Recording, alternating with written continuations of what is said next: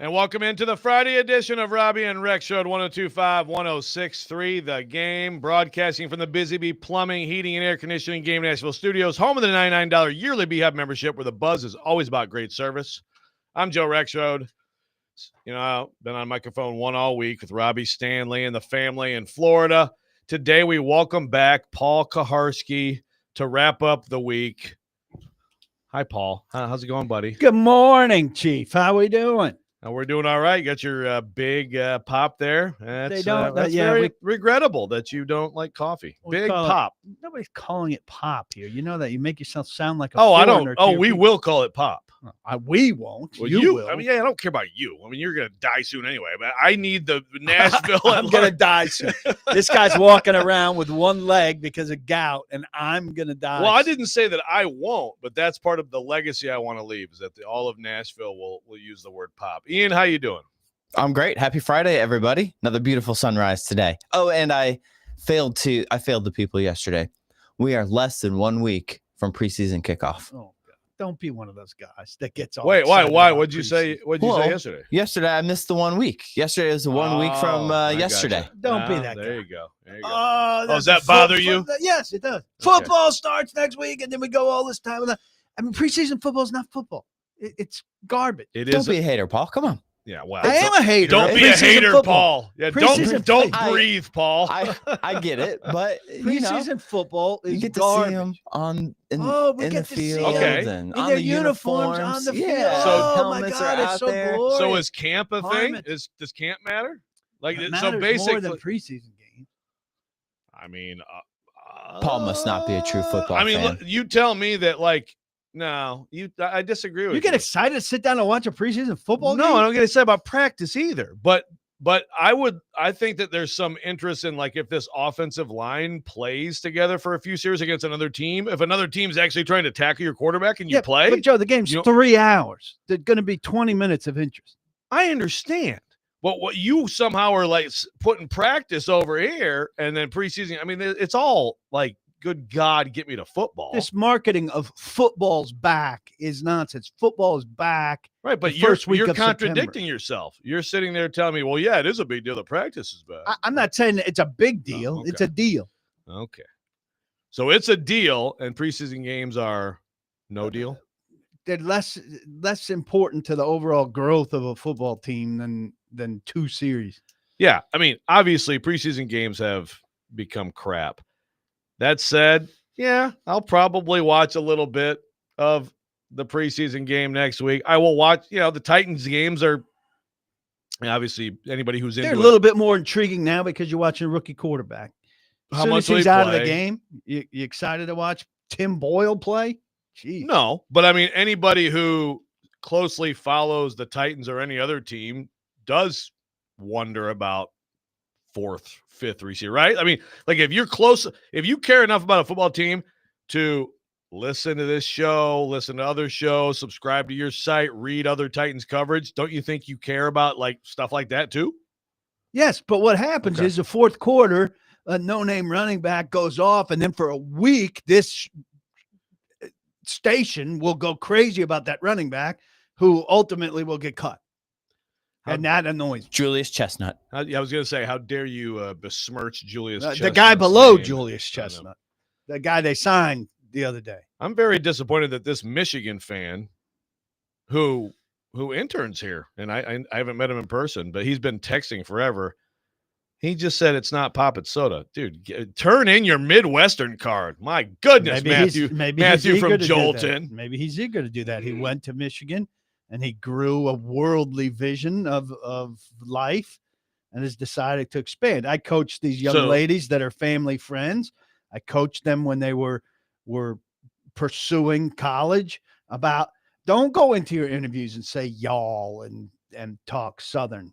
Act like you're a person of the world. They want worldly people at these schools, not little. Okay. So you're comparing saying y'all to saying pop? Yes. Oh, you're a clown. Good Completely, God. yeah. Okay. I watched this Tom Petty documentary last night. Have you seen this? No. How is it? It's a lot of footage of him during the recording of Wildflowers, and then they splice in a bunch of Rick Rubin and Mike Campbell and Benmont Trench talking about the experience of making this album. I thought it was pretty good. And I mean, if you like Petty and if you like Wildflowers, it's definitely worth watching. Yeah, I like both. It's a sore spot in the home, Tom Petty, because, when he came through Bridgestone in 2017, I was like, yeah, let's get him next time. Oh, smart. Yeah. No, I'll never live it down. My brother started on that, like see them before they die thing. So like they go to everything to make sure they didn't. I was at that show and had seen them at least twice before that. That's kind of like this show, see them before they die. Me and you. I'm not on I'm going to die kick like you are. So I don't want to be lumped into this. Just being ready, man. Just got a head on a swivel. Yeah. All right. So we got a lot of stuff we want to get to. My computer's freezing, so I can't even really read the schedule, but I have a general idea. First of all, let's just get into it. Just tell us off the top of your head the prevailing impressions of this football team so far. You've seen them practice for 2 days. Well, I mean, the first day was kind of a wash. Yesterday, the offense was bad, which means the defense was good. It's good. Good defense. I thought a little bit too much made of kind of the juice and the energy and everything. I heard Derek Mason talking about it, and I understand Derek Mason, what camp was for his Titans and that era. I think things have changed, to a huge degree, and it's not necessarily better, but everything's a ramp up now and acclimatization and all of that. And so I think the context or the construct of early camp kind of limits some of the opportunities for the kind of juice he was looking for. They don't run receivers deep very much in the first couple days because they don't want hamstring strains, and they're not doing exciting things per se. The whole thing is way scaled back from when he was out there. Yes. And so I think, the limitations on juice, and then, but Cam did say mid. Yeah. Well, mid means the kind of the offense and defense canceled things out. So you got to keep that in mind. Like for there to be a ton of juice at practice, usually one side's winning and chirping, and then the other side is trying to like fight back. And so yesterday you would say there's more juice because the defense was winning and the offense was losing. Monday, the first day, it was a wash because it was even, and an even practice tends to play out less excitedly, but isn't necessarily a bad thing. It means it was even. Yeah. I mean, some people, and I don't know if this is what D-Man is talking about, but I think some people still also look at general pace, right? And sometimes maybe even voices. I feel like if it's louder out there, it feels like it's more energetic, and maybe, this is, although Brian Callahan, we'll get into his we'll get into his histrionics, but I mean, he's obviously not Vrabel when it comes to stuff like that. And I think right? some of the loudness. There's no Kerry Coombs out there. I think some of the loudness has gotten performative. Sure. From Jeff in particular. Like, I knew you were going to. Well, so I can't believe I'm going to be loud. There's no way we were going to get through this first segment without you ripping Jeff. So, yeah, go ahead. Well, I'm going to be loud, and that's me leading. Right. That was the theme of minicamp. So I don't particularly care if there's noise in that fashion. I mean, I care if there's communicative noise in terms of guys making sure they're in the right spot or reviewing things or whatever. So, I mean, it wasn't a fascinating 2 days by any means. It'll ramp up. It's unfortunate they're not going to be in pads tomorrow at Nissan Stadium. There will be red zone work, so that should be somewhat interesting, given the confines of what they're doing. But they won't be in pads until next week. I think it's day 4, day 5. Again, because of this built-in ramp up that is so important to them, the league, in terms of trying to ease back on early injuries. Okay, give me one person who has stood out to you. Tajay Spears looks fast. I think Ward does a good job of getting the ball into his hands on plays that are meant for him and on checkdowns so far. And I think he's looked nifty, if you will. And I've been a big proponent of Spears getting the ball in space, and these are throws. I don't know if he looks trimmer or fitter or what, but he looks fast. I mean, he didn't need to trim down. No. So he's just maybe just healthier, right? A little more explosive. Faster. Okay. That's a consistent theme so far that we've seen from different coverage this week. So that's interesting. By the way, Matthew from Jolton says, Joseph, I was born in Nashville. I've just always been a Michigan fan. Good God. Get out of here. I mean, I'm going to jump on your bandwagon, PK, with this. He's trying to win favor with me. He said you should have won Jared versus Joe based on the whole Brian Callahan hat thing. It's too late, Matthew. It's too late. You're ripping on Pop, and you are a Nashville. You know what he was? Who decides to be a Michigan fan? When Ohio State was winning, he was an Ohio State fan. He's got like one of those Buckeye Michigan now hats, that Michigan's got a thing going, he really, really likes the maize and blue. And we're all going to say Pop. I don't care. I'm going to keep saying it. You keep and I saying promise we're all going to do it, but nobody's on board with you. So it's really ridiculous that you're saying we're all going to do it. You're never going to please. I got to say, you can please all the people some of the time. We're all going to praise the Jersey Shore for the rest of the thing. But by we, I mean me. That as I say Pop, there will be it's like the Pied Piper. The Pied Popper is what I'm going to call myself, okay? All right, we come back. I have some I like to just basically have PK see if he'll join my grievances, so I've got one for him to ponder. Robby and Rexrode, 102.5, 106.3 The Game.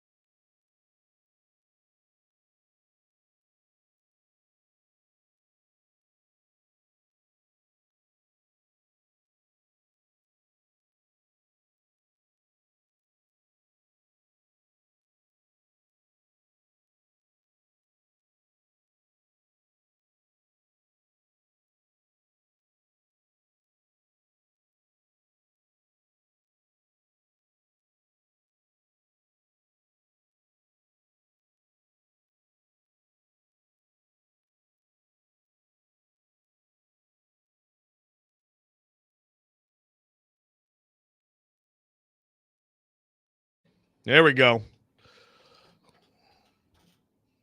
Welcome back in, Robby and Rexrode, 102.5, 106.3, The Game. Great jam. One of my favorite petty jams right there. Paul Kuharsky in for Robby. I'm trying to find this. It's like we have a segment, and then I'm going to talk about something, and then I totally Forget it. I'm not prepared. But I do. I need. There was some discussion about this. I actually made it a rant. I thought a pretty good rant about this media policy, which again, it's like if it's a formality that they just failed to have in their written policy before, okay, whatever, that's fine. But if it's actually any sort of true attempt to tell media, guys, if you need to talk to anybody in here, you need to go through PR first. I'm sorry. That's absurd, beyond absurd. So you tell me what it is. Yeah. I mean, I think maybe it's for new people or people trying to get to Brinker or Nihil or Borgonzi or Callahan separate of PR. But it doesn't have any bearing on any pre-existing relationships by any means. I thought you made too big a deal out of it. Well, reading it infuriates me. I'm sorry. No. I mean, you can't tell me how I should feel, Paul. I can't. No, you can't. I mean, you can say whatever you want, but that's how I feel. I think I read it and it's ridiculous. It's laughable. Sure, it reads ridiculous, but how is it put into practice? It's not. Okay. It's not. Okay. Well, if it hasn't been a factor for me, and I'd be the first one to have an issue with it. Nothing's changed for me. So you think young people essentially just trying to I don't know. It's a protection clause. Who's young in Nashville trying to go beyond and get in touch with Mike Borgonzi? Nobody. How do you know? Who's the last person to come into Nashville, cover the Titans, and break through in having relationships with Titans executive? So you tell me, okay. So you're telling me that you don't think anybody who covers the Titans ever talks to anybody? I think there are a handful of us that do, and I think nobody else even thinks to try.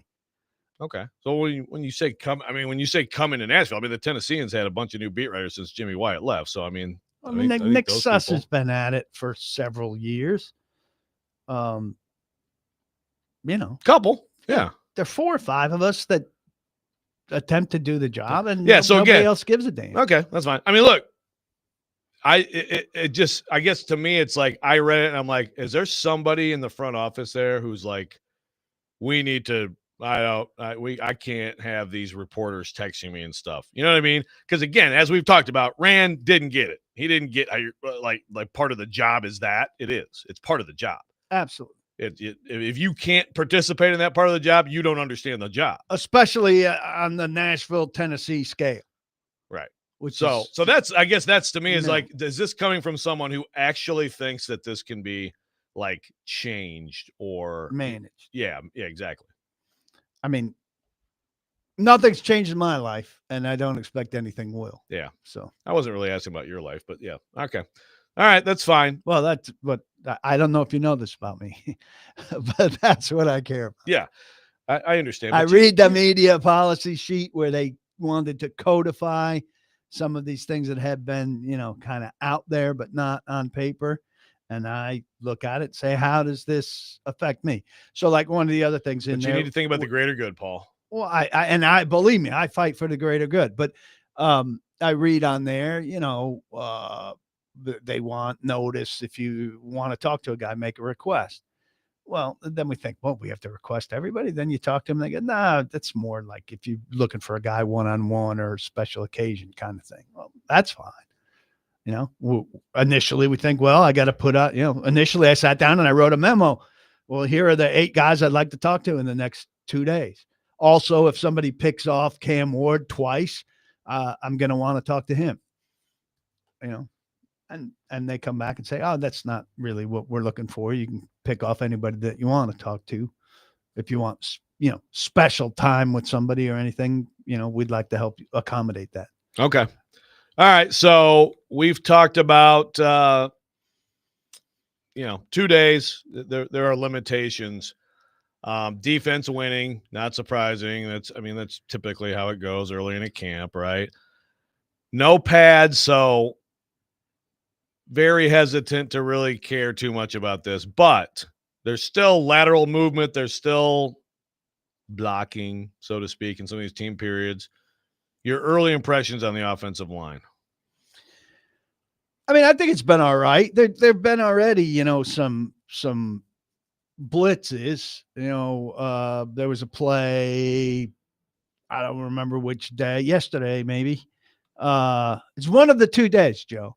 Roger McCreary kind of flew in. No, it was the first day. Flew past Cam, who kind of shrugged and then hurried something to Ridley up the left side that fell incomplete. So already, on the first day, a DB coming at him who didn't get thrown off track, who gave him a problem.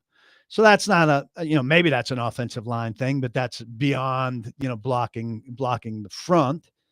I was watching Dan Moore yesterday, who I thought did a pretty effective job. Is certainly more authoritative presence over there than his predecessors. But it's hard to tell anything. It's not even easy to tell once the pads are on, though. You see more one-on-one-ish blocking periods, which are more definitive in terms of clean wins and clean losses, though everyone doesn't have a green check mark and a red X. But Cushenberry not being there is something that's going to affect that whole deal. And then again, every year we get into this thing. If a unit does well, does it mean that unit's good, or what does it say about the opposing unit? Right. That's why Tampa Bay and Atlanta will be telling. Yeah, and that's the thing. If there was ever an offensive line, especially tackles, that was going to be propped up by camp, it would be this one based on the edge group it's facing, right? Like that. If you ever wanted to build confidence for a pass blocking group, boy, is this the right defensive front to, especially because given the way these camp practices go, like the Sweat Simmons, they were going to block him when pads are on and stuff like that, but it's still different than a real game, right? You know what I mean? Like those guys in real football, you hope would make a lot of difference for the edge guys. But, you may not even be able to tell that when they're just going in team periods. Like you said, when they do the joint practices, that will matter. So the Titans pick up Jihad Ward. They cut Keandre Coburn, which – that's not a 1-for-1. A lot of people think it's a 1-for-1. Right. But no, I understand. But I guess my question is, Keandre Coburn's like the 91st. Like, no. Aren't you cutting like your worst receiver or corner at this point? You should be cutting the worst player on your roster. I don't understand this move. My perception is they thought, well, we know Coburn's ceiling. We like these interior guys that we have, and we want to give them every chance to impress us. Well, Coburn's ceiling may well be better than what you get out of these 4 guys that you're looking at. So shouldn't you keep him around? He played pretty effectively as your third interior guy. He's a run stuffer who can play with success. Was he like way out of shape? Or, it's to me, it's like I don't know. Something and they liked him as they liked him as an influence on Sweat. Right.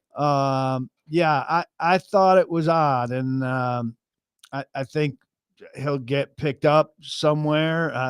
I've heard some rumblings about Seattle on Twitter. I would think Vrabel maybe would have some interest in him if depending on what they've got on their roster in New England. But it was a surprising cut when I got wind of it early before they announced it. And I hope it's not something they come to regret. I do think generally you can find big run stuffing guys in the middle, backup interior offensive lineman. Lynch, who's not as big, he's more Sebastian Joseph Day type, but he's made a couple plays, and he's a Blake Bedingfield guy. Blake really likes him, and I think he's had a good start to camp. I like his chances to stick around, but again, he's not he's not the sweat guy. He's more the Sebastian Joseph Day guy. Right, and of course there is also talk about how they are getting bigger in general in the front. Callahan talked about that. Can't get much bigger than Coburn. Yeah, so that's it. It seems like one of those more to the story type situations. All right, when we come back, Robby Rexrode, we're going to talk about the guy everybody wants to talk about. 102.5, 106.3 The Game.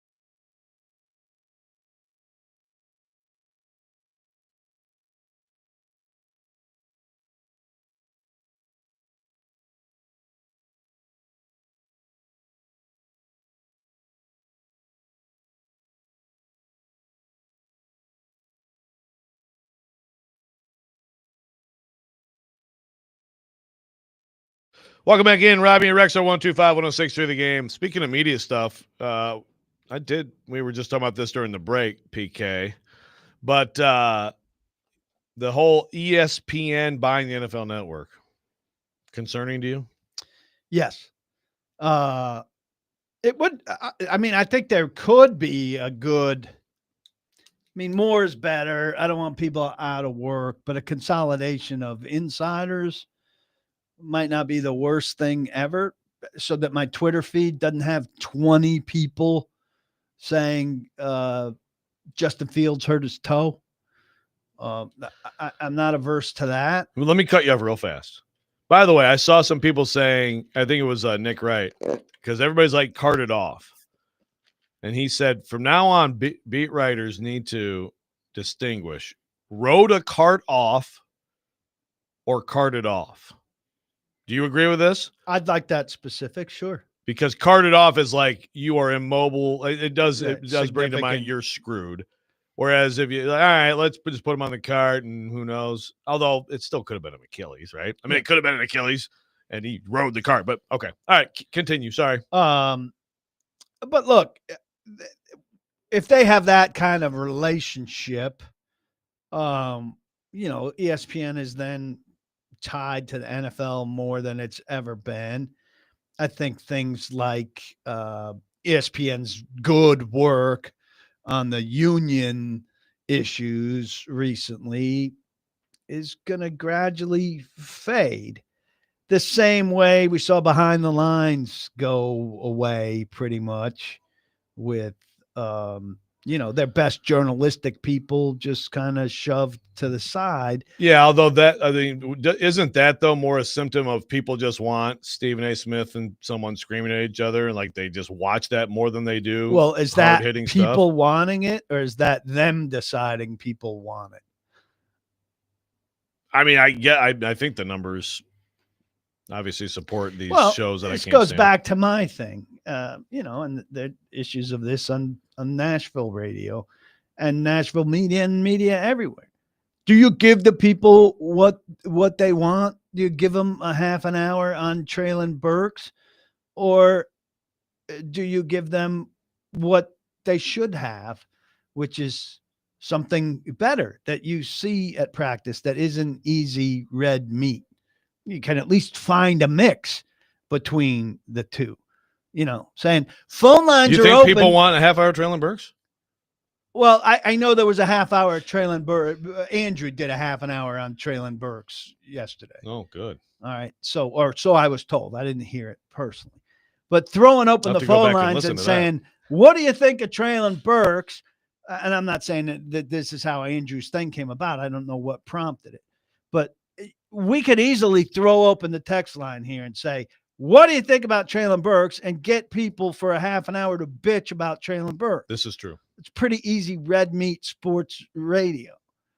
Instead, I think keep saying red meat because you're just trying to. You're trying to make my gout flare up just verbally, aren't you? That's pretty easy mead sports radio. There we go. Gout is mental, Joe. Yeah, that's right. And instead, what I think we seek to do, you don't always hit the mark, is to go somewhere else. I'm out there, right? The last 2 days, people are mostly doing. I mean, give us some souffle, man. Give us some fancy stuff. People are mostly doing practice-y reports, right? Well, I don't want to do the same practice-y report everybody's doing. So I went out for the first practice, and I had a mission. Everybody's going to write about Cam. Well, I'm going to write about Cam's timing, because the Titans put out a show about minicamp, and in that they talked a lot about how timing is the key to this whole thing.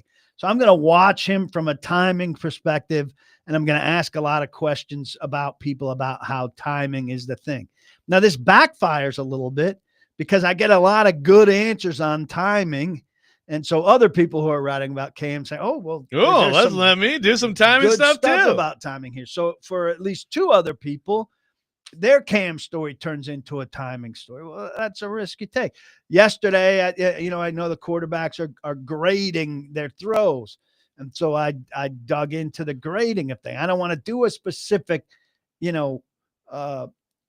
what happened at practice, as opposed to here's something they do out of practice. They're going to take that having practice a plan is much and better. they're going to grade all of those throws. And here's what the grades mean. And here's how they come to a consensus on the grades. And isn't it interesting that, when they throw a D throw, that's what produces an A catch for the receivers. And so ideally everybody's doing that instead of, so the thing that might feel like it gets you the best ratings or is the best thing is also often the most boring, easy thing. Yeah, sure. Of course, there's there's whatever you want to call it, red meat, low hanging fruit. And I think it is a balance. Sometimes you do. I mean, and I miss on it plenty of times. And some days you just don't have something and all of that. But yeah, I think a plan, like a plan going in, you have to also be willing to change if, okay, this is now the story of the day. Or you don't get your guy. Yeah. But how many times have you gone to a practice and you're like, I'm doing this. And then you don't get the one guy who's central to that and you're screwed. Right. Text line and phone line driven by WilsonCountyHonda.com, 615-737-1025. Join the conversation. A lot of different thoughts on a variety of things. One of them, I want to make sure I get to this because Ed says first half hour gone, no mention of PK's 30th anniversary. So this is your 30th anniversary. Is that right? 30th camp. This is your 30th. 29th with the Titans. 30th. Okay, 30th. That's right, because you're first with the Raiders, right? That's right. So there you go. Congratulations, PK. Big 30. And you tell me you're not close. Somebody asked me if there was I tell you I'm not close to death. Somebody asked me if there was cake, and there clearly was no cake. Anything? For no, this is the first public acknowledgement of it outside of me texting somebody. Would you like some thank you. bold wasabi and soy sauce almonds? Absolutely not. Why are you carrying those around? That's just a nice snack to have handy. Santa in Portland asks, they're going tomorrow. Do you have a little time to talk about what we can expect? Haven't been to a live training camp for a long time. Well, if it was Rabel, you might expect a series of punts to try to make everybody hate the Tennessee Titans. But Rabel once held maybe the most miserable practice. It was like it felt like a big FU to everybody. I don't think he got enough crap for that. It was the day after they practiced at Centennial and they were tired, and it was early in his tenure, but they practiced downing punts and all of the worst, shaking hands after a game, minutia, standing for the national anthem, tying their ties. They're going to do at least some red zone work. And I think Callahan said virtually every practice now will include some third down and red zone work. Now, red zone work is obviously much better if guys are in pads, and it includes some red zone runs. But you should see some balls thrown into the end zone from relatively tight quarters that require. Yeah, red zone periods are fun. Red zone periods I think are fun, and they are. This is where you make your money, right? As a quarterback, as an offense. Everybody this is where the games are won or lost, really. So, and red zone 7-on-7, red zone 1-on-1s are fantastic. I don't know if we'll get that. Red zone 7-on-7, you'll see fades and quick routes and stuff. You're going to see a lot of touchdown throws or a lot of great defense if guys can break it up. It's high percentage scoring situations, obviously. So that would be the best thing to look for, clearly. Basically, Santa, you're going to get about an hour and a half practice, and there's going to be some boring periods, and it's still pretty casual and chill. But some of those things I think they're interesting. Yeah, right? And they're usually if you care about this football team. Very good about signing autographs. So if you push your way up to the first row somewhere, you will have some kind of interaction with somebody. Now it's a matter of luck if you're in Jeff Simmons area or Ali Gay area, but it's just the way it works. And if you're in Jeff Simmons area and you see Andrew around there, just give your space. Just be ready. Head on a swivel. May need to back away a little bit. Texter says, can we talk about how Kevin Winston Jr. is actually ready for camp and not on the PUP list? How often does that happen where this organization says someone will be ready by a certain time and they actually are? LOL. It's actually a good point. I I don't know if we went back statistically. I mean, most guys who have an ACL surgery on his timetable are ready. Look, It does seem like a Snead's- rare, like, good news moment for injury stuff with the Titans, right? Like the injury stuff has been crazy for the last few years. Snead should be ready. A knee cleanup in May is a 6-week recovery timetable for most people. Now, we don't know how many cleanups he's had of that knee. And the more you have, the longer it takes. The knee's clearly a problematic thing. They knew the knee was a problematic thing when they traded for him and thought, we'll have him ready for Sundays, and that's what matters. And as hard as it is to accept that that's still the way they're approaching it, they have no choice but to approach it. I don't know why there needs to be a conspiracy that last year the knee was the holdup. Clearly, he had a quad thing that required a procedure that he called surgery that slowed him down.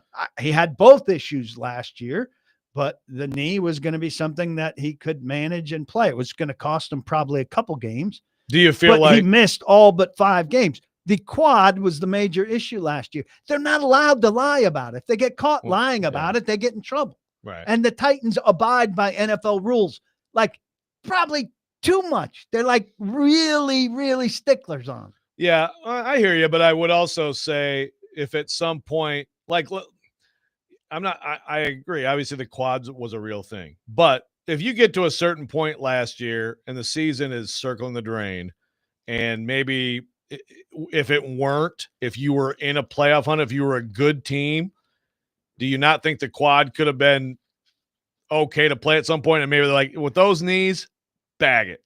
That's, you know what I mean? He was in a brace on January 2nd in the locker room telling us that 6 weeks prior he had the quad procedure. He was not in a position to play. I don't know why we're looking for lies when they're being more candid about injuries than the previous regime ever was. I mean, if you want to find some injury lies, go back to Vrabel to find them. But there's no indication that Callahan and Rand and Brinker were lying about injuries. They're more forthcoming. Callahan opens press conferences talking about injuries and guys being out. Why are we suggesting with no evidence that they're making up stuff or switching, covering their asses about the knee with the quad? He had the quad. Yeah. But again, what I just told you, I don't know that really qualifies as lying, right? It's basically like, what's the point at this point, right? Well, your boy's saying he had the knee all season and they made up the quad to cover for the knee. What is that? Why is there got to be a conspiracy? Do I have to answer for everything he says? All right. When we come back, we're going to get into Cam Ward, and we got some different voices on Cam Ward that I want to get PK's thoughts on as well. Robby and Rex Show 102.5-106.3 The Game.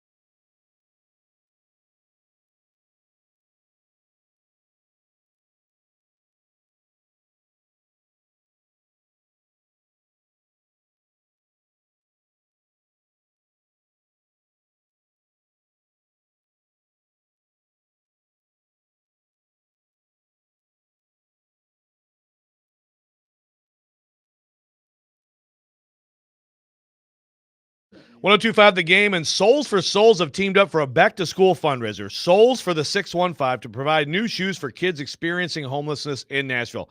Help a child in Middle Tennessee step into the new school year with confidence by donating $20 for a new pair of athletic shoes. For more information and to donate, visit thegamenashville.com/shoes. Souls for the 615 is sponsored by Macero and 12 South.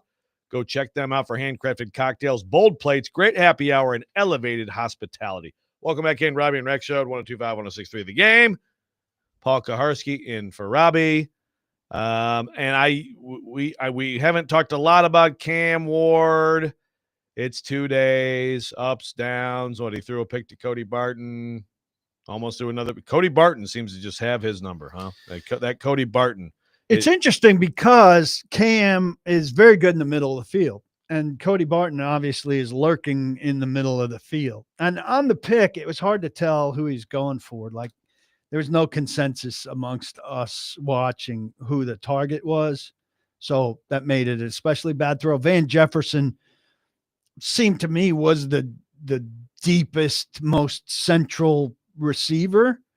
But it's hard to know who he was throwing for. And it was kind of an alarming play. It was also the first play of 7-on-7. So like you're just settling in to watch and boom, all of a sudden you got to pick right away. Yeah. Get it out of the way. Yeah. Barton is very opportunistic. He said he kind of saw something the previous day that tipped him off to be ready for that and to see it. He should have caught the other one later, which would have been a pick six for sure. And so Cam obviously has to tighten up on whatever that is. Nice job. Tighten up. That's right, baby. Tighten up. All right, we've got a lot of people out there in the NFL. I do feel like, Paul, I've now heard about 1 million people say, no one ever talks about Cam Ward. I'm like, actually, I do kind of hear quite a few people talking about Cam Ward. And actually in the NFL at large, there are conversations about Cam Ward. Let's start with DVD yesterday. Louis Riddick was a great guest yesterday, I thought. First off, I mean, it was a big story nationally, apparently, that Cam Ward took the starter snaps at opening day of the thing. That was a ticker, a headline, and a report at Pro Football Talk. I mean, who the hell else was taking the starter snaps? I mean, I guess it's like this general idea of, is this particular rookie gonna be but yeah, I mean, that's a great example of like not knowing the Titans roster at all. Like, it's not even around here. We don't even talk about stupid attention to Cam Ward. Interesting point. All right, let's listen to Louis Riddick on DVD yesterday. We know Louis Riddick has been bullish on Cam Ward, but I thought he had some interesting stuff. Here's Louis Riddick on DVD from yesterday. I'll just say this. I think what you'd want to see is, so a natural progression from his college days at Miami, which leads you to make sure that you are playing as on time and in rhythm as you possibly can. So you're not putting yourself in harm's way. So you're not exposing the ball. So you're not, doing some things in the pocket that you were able to get away with in Miami that you're not going to be able to get away with in the pros. And quite honestly, it could get you on the IR list in a hurry if you do some of those things. So you want to see that. You want to see him being able to see the full field. You want to see him distribute the football effectively. You want to see him be great on third downs and be in the top, the top 10, top 15 in the league on third downs, in 2-minute situations, in the fourth quarter when they're behind. All of those metrics, all of those areas that really you judge quarterbacks truly by. Like, completion percentage to me, without factoring in difficulty of throws and yards per attempt, doesn't mean anything to me. You want to see the advanced metrics be where he's in the top half of the league. Because if he can do that, being a rookie, especially with all the new pieces that they're bringing in there, all the young wide receivers that they brought in, the new wide receiving core, the offensive line has to take shape. Then, again, you're really, really going. You really are. And it's not impossible. We've seen other guys do this. We saw Jaden Daniels do it. We saw C.J. Stroud do it. You can hit the ground running and have people going, damn, I didn't expect that. Now, that may be unfair expectation, but he is the number 1 overall pick. And I do believe he has that kind of talent. So I think to see those kinds of things, to me, would denote a successful season, and ultimately for his team to be, fighting for a 500+ record. So that was Louis Riddick. Interesting. Now I want to quickly pivot to another prominent NFL media voice, with some thoughts on Cam Ward as well. If you're out at Ascension St. Thomas Sports Park, which is where they hold their training camp practices, you're going to hear two voices as soon as you step out on the field. You're going to hear Jeff Simmons and you're going to hear Arden Key. And that's going to be consistent all day long. And in the time that I was there, you never really heard that voice come from the offense, just in terms of just the chirping. You got guys here and there that'll chirp back, but you're going to hear Jeff and Arden talk every day, all day. Well, now the Titans have a competitor in Cam Ward that is going to chirp back, and you'll probably hear his voice now first above those other two. And even though those guys are vets, so I think they're getting the ultimate competitor. I think Cam is extremely intelligent, and just his ability to not only pick up the offense, but be able to process it and then have an opinion.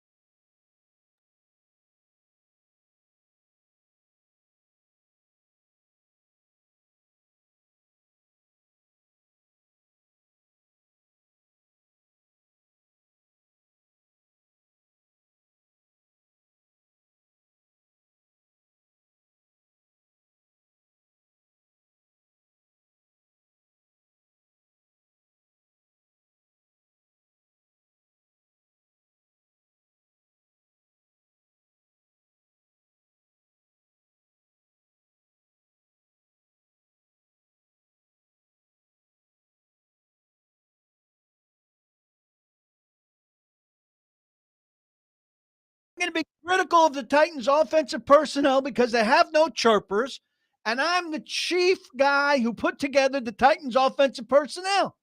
So I love Jeff Simmons and Arden Key being out there chirping, but my God, that team doesn't have any chirpers on offense. How could that be so? Without having a mirror, there's no mirrors anywhere in the Carthon household. You know, and maybe instead of we need guys who love ball, we need guys who love chirp. We need guys who love chirp. It's just, I don't want to bash him. But every time he opens his mouth. Yeah, you do. No, I want to be done with him. But it's so stupid for him to go in the media. I mean, John Robinson at least waited a long time. So, he wasn't saying things. This guy had to go in the media. It's a stupid hire to hire this guy to be in the media. All right, well, we can react to that. I do want to get into the very important coaching aspect of all of this, too. Second hour coming up. Robby and Rexrode, 102.5, 106.3 The Game.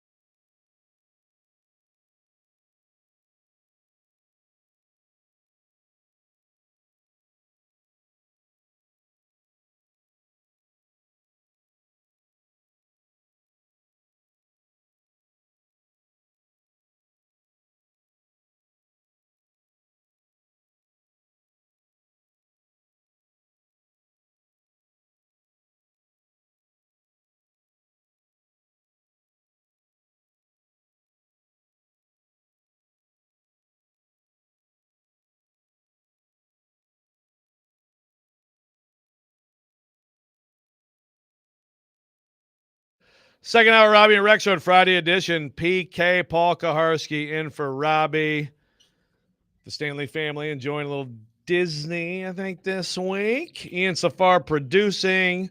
I wonder if this is PK. Is this an example of like what you're saying earlier? You could say, "Hey, Traylon Burks," and everybody starts yelling about that. That's the red meat, because there's a lot of people reacting to the Ran thing, including Greg on the text line driven by WilsonCountyHigh.com. It says, "When did PK become Stillman?" Trevor says, which I thought you'd like. Trevor says that dude has talked more now than he ever did as GM. That's pretty funny. Another texter says, hearing Rand talk about the Titans is still so weird because he literally got fired for doing the job so poorly, but his attempt to quickly pivot to media coverage seems like a poor attempt to prove to everyone that it doesn't bother him. I think it's probably just getting a job. Yeah, getting a job. And honestly, I do feel like... But he doesn't need a job. He's got a lot of money pouring. He's got money coming in for nothing. But maybe this is a pivot for him, huh? I don't know. Some people do this. And I think Rand, I think he'd be probably decent. I don't. No? He's good. You can't go be. This is the same as Belichick, but at least Belichick had super expertise. If you suck with the media in your job, I blame CBS for this. Why would you even think about going to get this guy? Go get a guy who's been good with media. If you're a guy who sucks with media, you insult your own profession by going to hire. Do they know that? They should. Do you research people you're interviewing? I disagree with you. So here's the thing. The TV good with media, when he gets in front of a press conference, when he talked, could he be? I mean, his opening press conference, was he engaging? Did anybody come? I came away from there and said, "Nah, that's pretty good." He's and good. From there, he was pathetic. Well, right. So he wasn't available. But again, wasn't available, and also like again didn't understand like just some of the stuff you have to do as GM with media. But why would they even know that? They don't know that. So he doesn't understand what a GM has to do with media, but they're going to have him as their GM addressing things like what a GM has to do with media. Again, how in the world are these people who do the hiring for these jobs, how do they have any idea about that? Well, my point is they should. Yeah. I want the media to be better. I want it to be like the EPL coverage, where they would never hire a guy who was this bad at it. They would never, quite frankly. I'm looking at Mike Tannenbaum. Was he a good GM? Mike Tannenbaum, some good things. Had a period of being a good GM. I think overall, our media, they just are starstruck, or there's a agent that pushes Mike Tannenbaum really well into that and doesn't. I mean, I don't think he's bad on ESPN. He's got some takes. So if that's what you value. I'm just saying, I think Rand is a good talker, and I think he's interesting. I don't think. How do you think he's a good talker? Because he speaks calmly and like. I think a good talker. See, you have an issue well and has substance to what he says. Well, what he just said in that one clip we played was nonsensical. Was unaware. Now they don't care. Because they don't understand that. You're saying unaware because he's oblivious of the fact that, like, the reason there are no chirpers on offense is him. But again, the point is, did he have any sort of? Did he tell a story that was interesting about the whole back and forth of the defense and offense? I would say he did.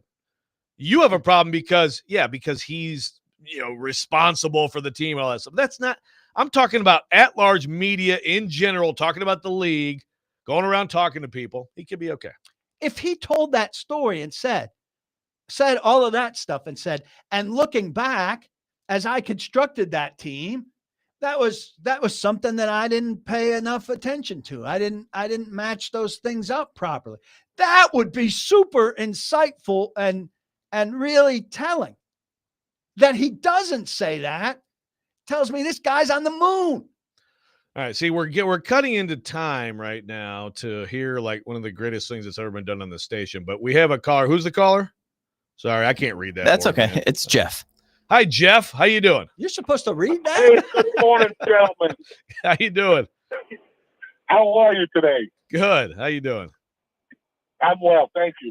Hey, I have to agree with PK on this one. Rand could be as engaging as he can be. and everybody can love him in front of the microphone. But unless he has some kind of knowledge on the subject that he's talking about, then I think he's useless. Okay, thanks for the call. I appreciate that. Listen, hate Rand. Rand sucks. Rand blew up the kitchen. Rand took naps on the plane. That's fine. I mean, the guy was in personnel in the NFL for a long time. Like, he knows a little bit about what this whole, like, he doesn't know a football from his elbow. I mean, we're being a little bit. Well, okay. I'm saying that's a bad, unaware clip. All right. That's fine. We can table this. We can get back into this, but I've been so excited just to play this again because it's so good. So, first of all, you've seen Callahan's speech? Yeah?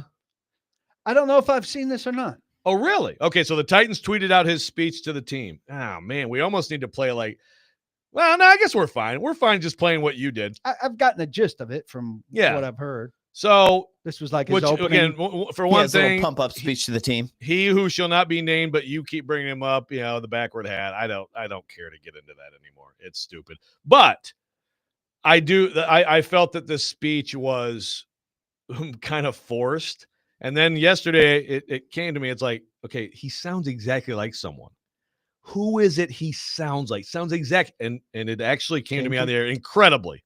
And so just listen to this. Because I know what we have in this room. Did you touch my drum set? Hey, knock it off. I know you touched my drumstick. Because I believe in what you guys are capable of. You swear on your mom's life that you didn't touch it then. The urgency every time we walk in. I know you touched my drum set, and I want to hear that dirty little mouth admit it. It should be urgent as We have to make each other better every day we step out. If you touch my drums, I will stab you in the neck with a knife. Where's it from? You don't know what that is? Oh, my God. Oh, this is so disappointing. It's on the tip of my tongue. You've never seen Step Brothers? Yeah. John C. Reilly. Again, I don't memorize film. No, but you don't have to memorize film. Listen to the voices. It's the same voice and like forced. It's amazing. Anyway. May I comment on the backwards hat issue? Okay. Just quickly. I guarantee if somebody out there spent some time, they could go find pictures of Belichick in a backwards hat, of Mike Tomlin in a backwards hat, of Sean McVay in a backwards hat at certain times. And then what would your boy say? I think I agree with you on Tomlin and McVay. Belichick? What the point we were talking about yesterday, Belichick wears these sweatshirts that look like they never got washed since 1988. But that's okay. Yeah. I mean, it's stupid. I know. I didn't want to bring it up. I don't want to talk about it more. I just want to say, when somebody puts that collage together, then how does he spin it? Like, then will he just be quiet about it? What he'll do is he won't say anything.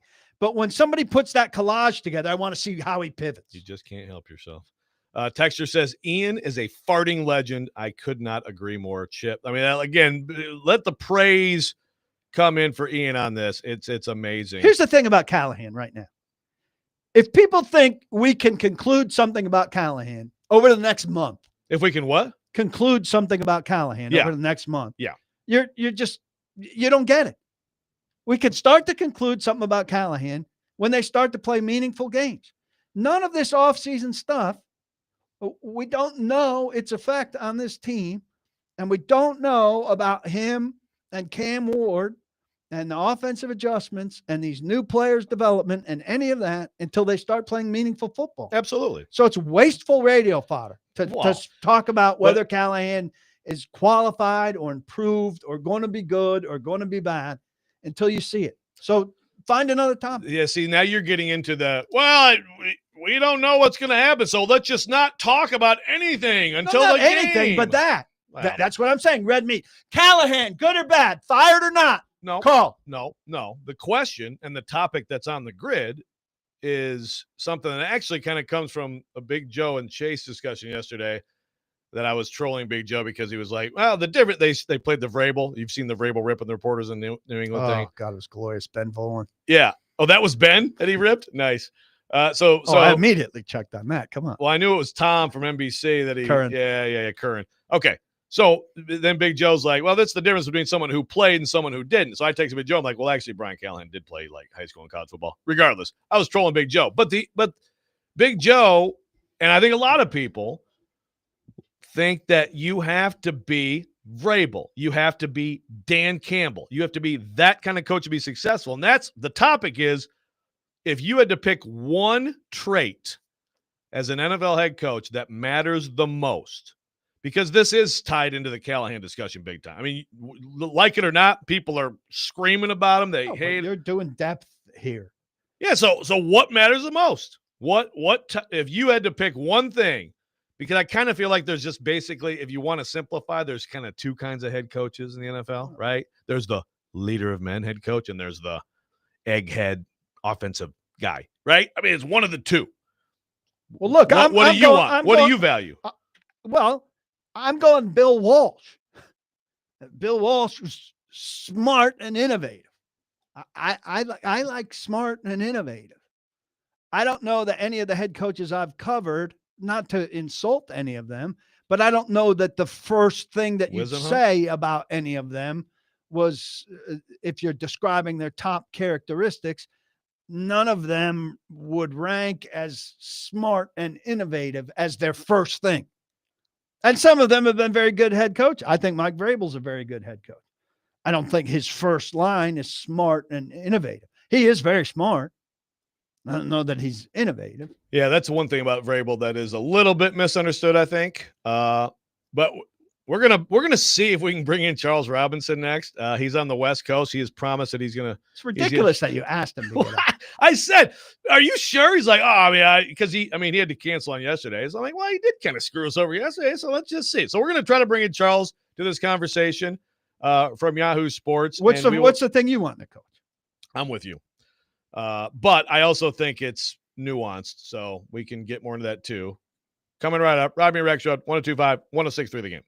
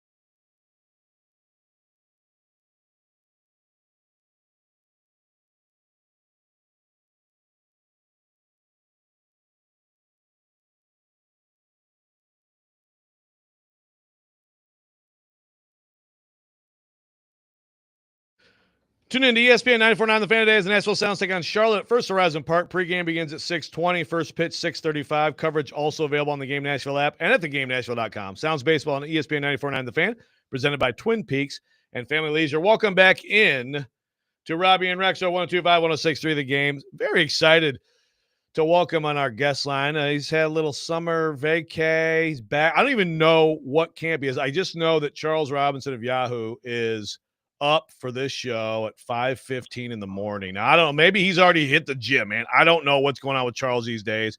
Charles, how are you and where are you? I want to know where Robbie Stanley is when I'm up at 5 a.m. on the West Coast. He's at Disney World right now. He and the family are at Disney World. Probably on a ride already. Yeah, that's completely ridiculous. I'm in Vegas right now. I'm on team number 1, 2. This is team number 4 for me. So, oh, wow. So, yeah, let's see. Chargers. Started off with Chargers. I was there for in Dallas when Jerry carpet bombed his roster in his press conference. Rams and then Raiders today. So, already through 4. You know, if you're in Vegas, you should pop over to Big Ten Media Days. That's some of the dumbest crap that I've ever heard from maybe the dumbest messaging. I know you don't care about college football. James Franklin's loving it over there. James Franklin is like the voice of reason in the Big Ten right now. Well, aren't they killing? Like they hate it here, right? Yes. Don't they hate? I read that they hate it. In Vegas. Oh yeah, Franklin ripped the hell out of it. Yes, which was actually pretty funny. But yeah, you can check that out too. I think it's at the Mandalay Bay, if I'm not mistaken. Just what hotel are you staying in? Oh, not anywhere near the Strip, man. Come on, I'm as close to the facility as I can possibly get. I'm in like a Fairfield Inn near Henderson. So yeah. God, make it sound more. Can you at least get a Spring Hill? I mean, you know, geez. Okay. Well, I appreciate you getting up, man, and we will get into some NFL topics at large. I guess this is we just started to talk about this, and of course it relates to Brian Callahan, and of course it relates to his predecessor, right? Because it's kind of like, to me, if you want to simplify, I think you could simplify the NFL, the leader of men head coach and the offensive tactician head coach, right? I mean, that's kind of how I look at it. But the question that I actually asked Charles is, if you could pick one trait that matters the most as an NFL head coach, what would that be? I mean, I told you when you brought this up before, it's completely subjective. It all depends on, what does your roster look like? Where are you in the Super Bowl window continuum? Maybe who's your quarterback? But I think, look, like generally, I will tell you that in all the years that I've covered the NFL, if a coach does not have the ability to get players to buy in, that the coach actually knows what he's doing, that have faith in him actually being able to lead a team and be competent, you're dead in the water. Like a good example of this recently, I mean, there's been a few good examples recently, but like Frank Reich in Carolina, it was obvious fast, inside that organization that the team had no faith in him knowing what he was doing. And, I think of Nathaniel Hackett in Denver. Like I remember after he got fired, like talking to people inside the building, and they were like literally in game 1 after losing to, I think they were on the road in Seattle. Was that the clock game where I'm like, dude, you can't even count. Well, and he tried an absurd, I think it was like it was an insane field goal, like a 64-yard field goal. I can't even remember off the top of my head. And like I had a couple of people who were like, you should have been in the locker room afterward. Like you could literally see players who were like, he doesn't know what he's doing. Like he doesn't know how to manage a game. He doesn't understand the analytics end of it. He had no idea that we'd never come close to hitting a field goal this close in Seattle, or this far in Seattle. Like it was just, and they were like, you almost felt it go out of the window right then. And then the next couple of games just, verified what players were already thinking about him. So I think, look, if you can't convince your roster that you're competent at the job, you're dead. Like and I think guys pick that up really fast too. Like I'm working on a story on Kevin O'Connell, and I went through the Rams, and one of the things that I think was a big kind of a lie detector for him pretty quickly was when he got in front of Matt Stafford had seen frauds. He'd seen coaches who knew what they were doing. Like, you couldn't BS him. Like, he was just going to know whether or not you were competent or not. And he knew almost instantly that Kevin O'Connell knew what he was doing, had the confidence, could lead, and it took no time at all for Stafford to jump on board, and every other player followed suit. They're like, okay, this guy clearly is legit, because Stafford is, knows that the guy's a competent leader. So if you don't have that, I think you're pretty much dead. I habitually overrate the Chargers. I'm trying to back off of that this year, which may be the year to properly overestimate them. You've been there. What do you think their chances are in that division of actually maybe catching the Chiefs? Well, it was interesting because the Mike Williams retirement, like on day one of camp, definitely threw them for a loop. Like, they were depending on Mike Williams, being a piece, like, and not necessarily being, the Mike Williams of years ago pre-injury, but at the very least, they needed an X who fit the role, had a connection with Herbert, was a true, still very high level 50-50 ball guy. And there was no doubt that there was a role on that offense, a fairly prominent role carved out for him. And then he retires. And I think they were completely stunned by it. And they're sitting there and they're going, okay, now what are we going to do? Because we got Quentin Johnston, who we want to turn a corner, but who's still dropping passes. We've got, Trey Harris, the rookie, who they're super high on, but again, he's a rookie, and you can't expect every rookie to come in and play like Glad McConkey. Keandre Lambert-Smith's another guy they took in the 5th round that they're real high on, but just immediately I could see, wow, they're kind of trying to figure out what are they going to do here. Look, the potential's there. Like McConkey, they were super high in McConkey. Apparently his weight hasn't really changed, but he's stronger and kind of thicker, bigger. Like he got stronger in the off season, which, everyone's being the size that he is. And some of the injuries he had at Georgia, sort of like, is this guy going to be able to sustain the role in the offense, which is going to be considerable. And they think his ceiling is higher than it was last year. Like, I think they feel like he could be an all pro level player with the volume they want to throw at him. Can he, remain healthy? And I think they feel pretty good about that the way he came in physically. Another position to me that is going to be vital, Mekhi Becton, at right guard. If he can replicate what he did in Philadelphia, next to Joe Alt, the right tackle there, they're going to be very well put together from an offensive line standpoint. Rashawn Slater at left tackle. They got to figure out the left guard center situation, but you can see that the offense has definitely an ability to be a big time. Marion Hampton looked great, when I was there. They got bigger on the defensive line.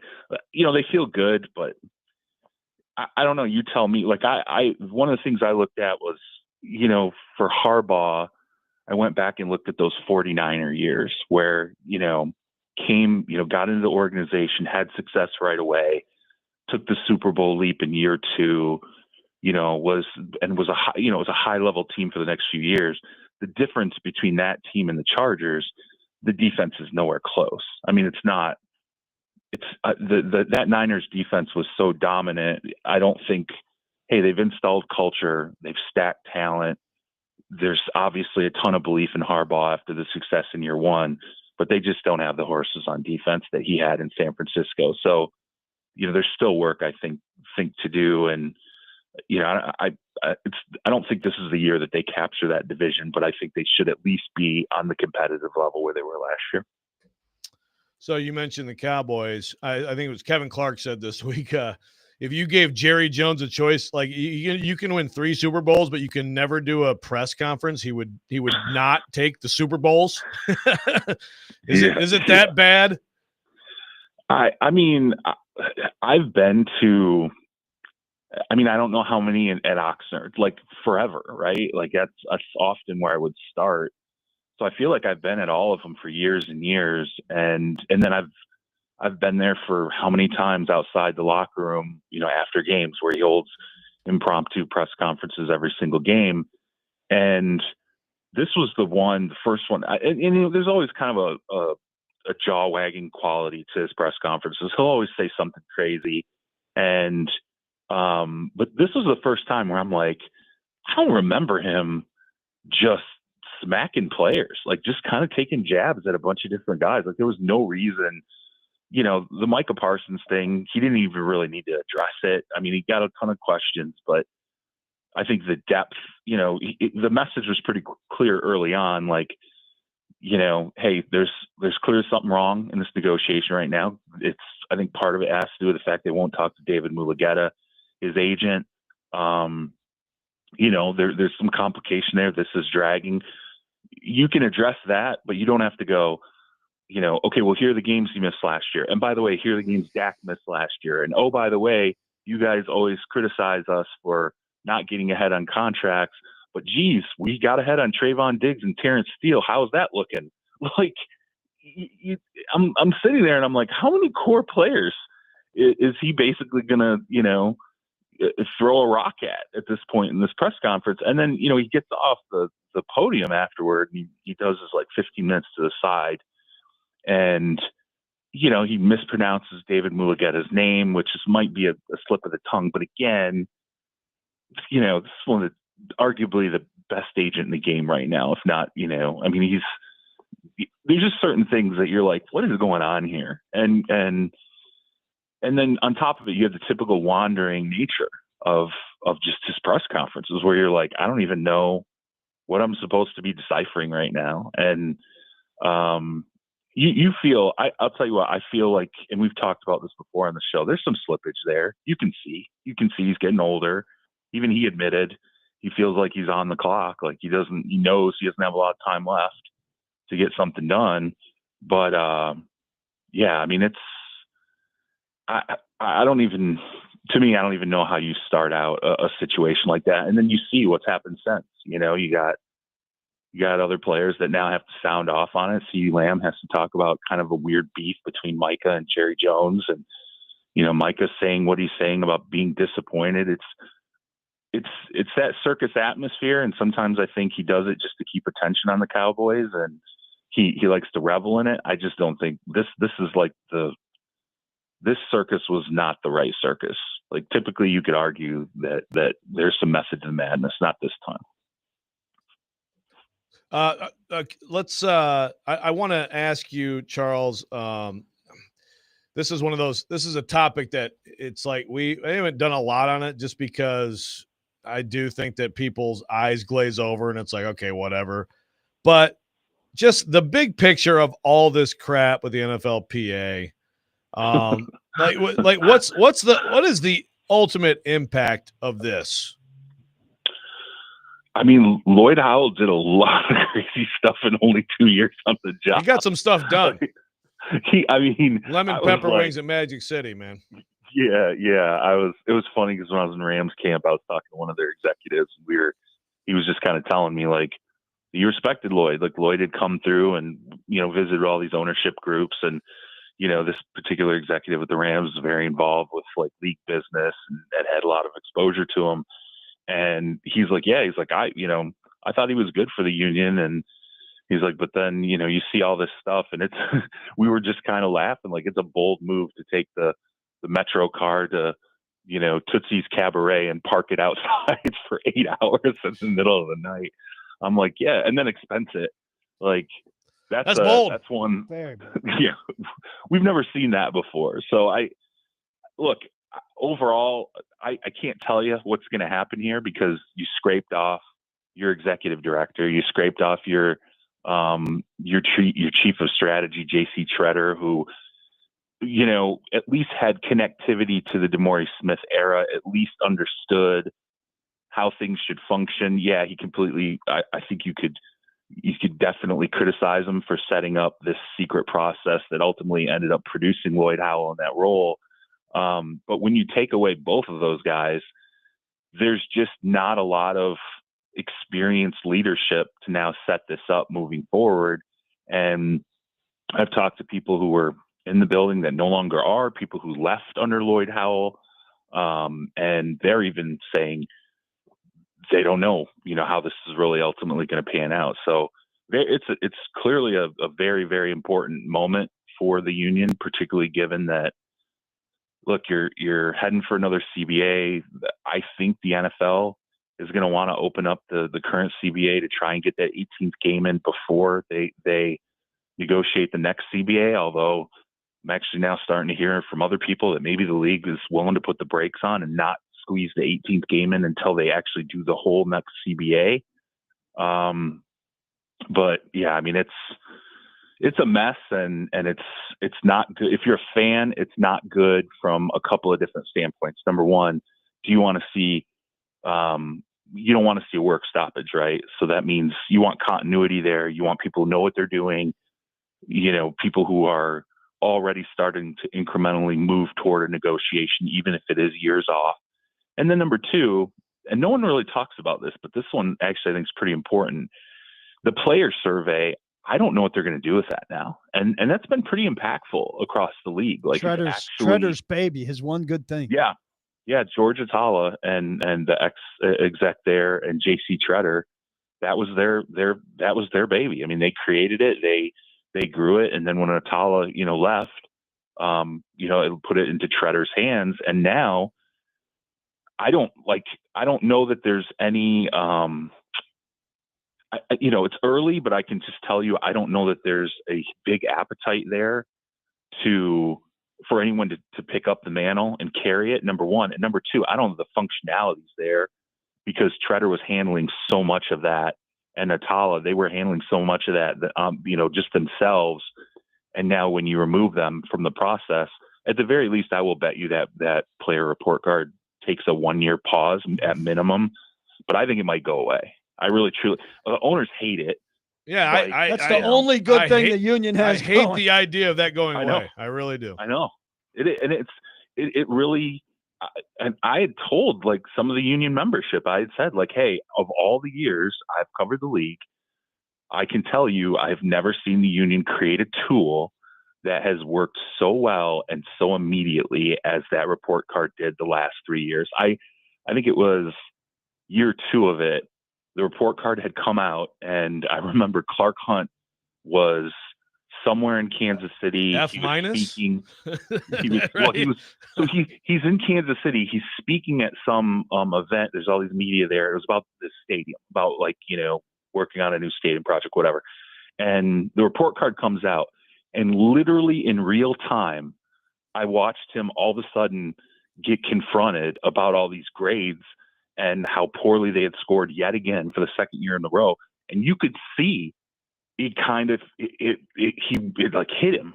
It really rocked him a little bit. And I'm like, I've never seen the union create anything like this that gets to owners in a way that they actually care about. Woody Johnson's been, on public record saying he hates that survey and just totally ripping it. And now you're talking about this thing that actually worked and made changes that, players should care about. Now it looks like it's probably going to go away because of the ineptitude of what's happened. Okay, I want to bring it back to the beginning, Charles, the coaching question, because I couldn't, and we did not discuss this. I couldn't agree more. I said this earlier in the show this week. That's the whole thing. You want to you need to, your players need to believe that you're helping them, that you are competent, and that you can help them win. Right? I mean, that's the whole thing. So I know we've talked about this before, but I mean, it comes up now. Obviously, it's year 2 and we know all the different things, timelines, Cam Ward, et cetera, et cetera. But remind me, just around the league, because you mentioned, I mean, for example, Brian Callahan was one of the most lauded coaches, assistant coaches by players. A guy who has the background, all that stuff, terrible first year. Around the league, and even just your perception, is Brian Callahan up to a job like this? I mean, I have to go. Look, no one knocked him going in. Anyone I spoke to when he got the job, I mean, they thought he was very much worth, that opportunity. And listen, there are good players inside Kansas City that have backed him. Joe Burrow believes in him as a coach. Jamar Chase, T. Higgins.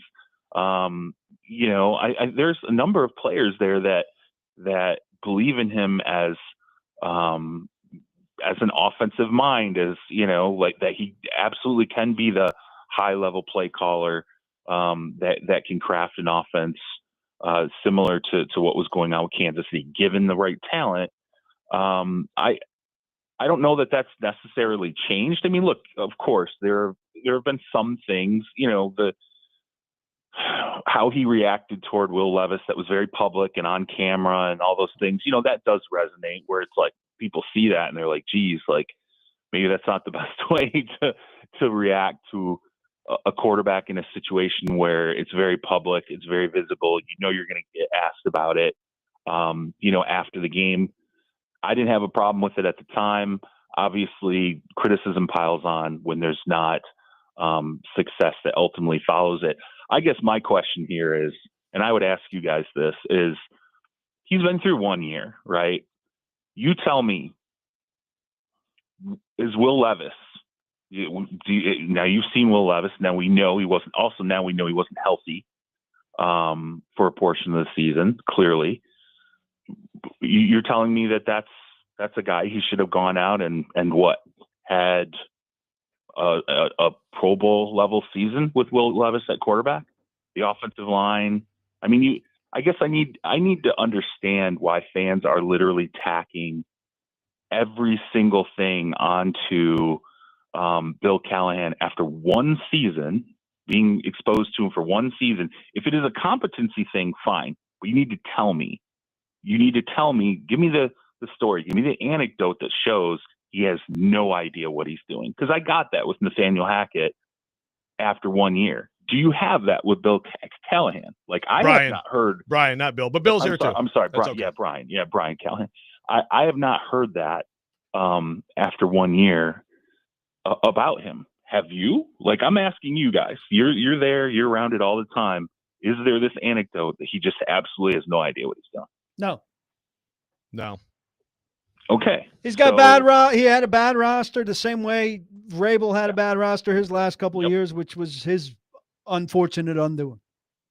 I think another thing too and I knew this was going to happen once Vrabel got the Patriots job.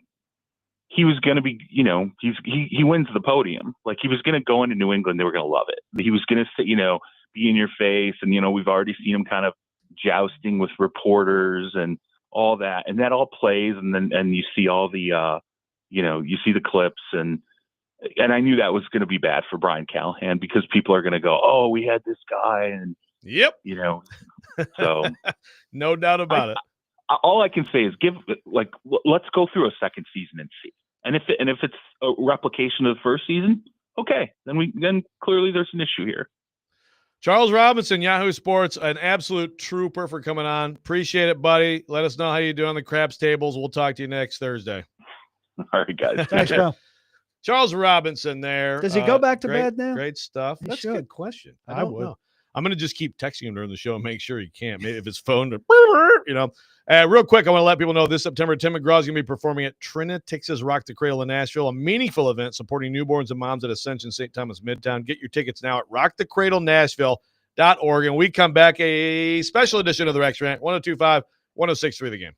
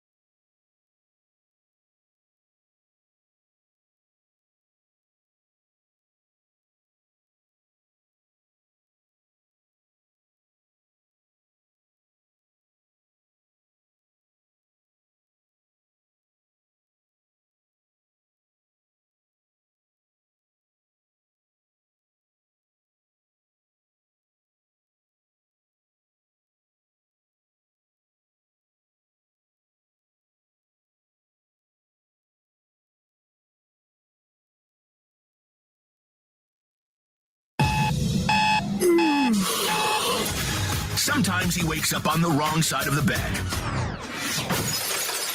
And sometimes he's just, well, Joe. Awkward moment. Let's do it. This is the Rex Rant, now on Robby and Rexrode. John Robinson is the one who screwed everything up for this team right now, and that's why they're so bad. I would let them pee around the field. Oh, there we go. Champ Bailey available this week, or we'll figure out whatever we think is best this week, Paul. I would take Manning blood and drip it around the Titans practice field if I could. Peyton Manning. Where's he in terms of knowing everything, Mike? Everything? I don't think everybody besides you knows everything. Any Manning secretions, any Manning DNA, haircut. If they get a haircut, I would scoop up the hair. Yeah, it's not Springsteen. Okay, you're done interrupting me.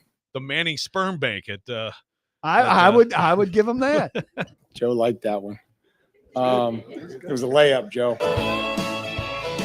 Man, tell you what, if we could also get together, if we could get together some of the YouTube or not YouTube, some of the Zoom chats during COVID too, with Vrabel back and forth. And then he's doing the chat at the same time while he's answering questions. Yeah. Oh man, jabbing us in the chat. I mean, I used to be like the biggest troll in that thing. I mostly trolled you, but sometimes trolled him too. No, I really trolled Andrew. I really like that one about. I don't know that anybody knows everything outside of you, Paul. Do you remember when that was? I don't. Yeah, I know. It's yeah. Well, that's it. It's the old guy show. It happened sometime in the last decade.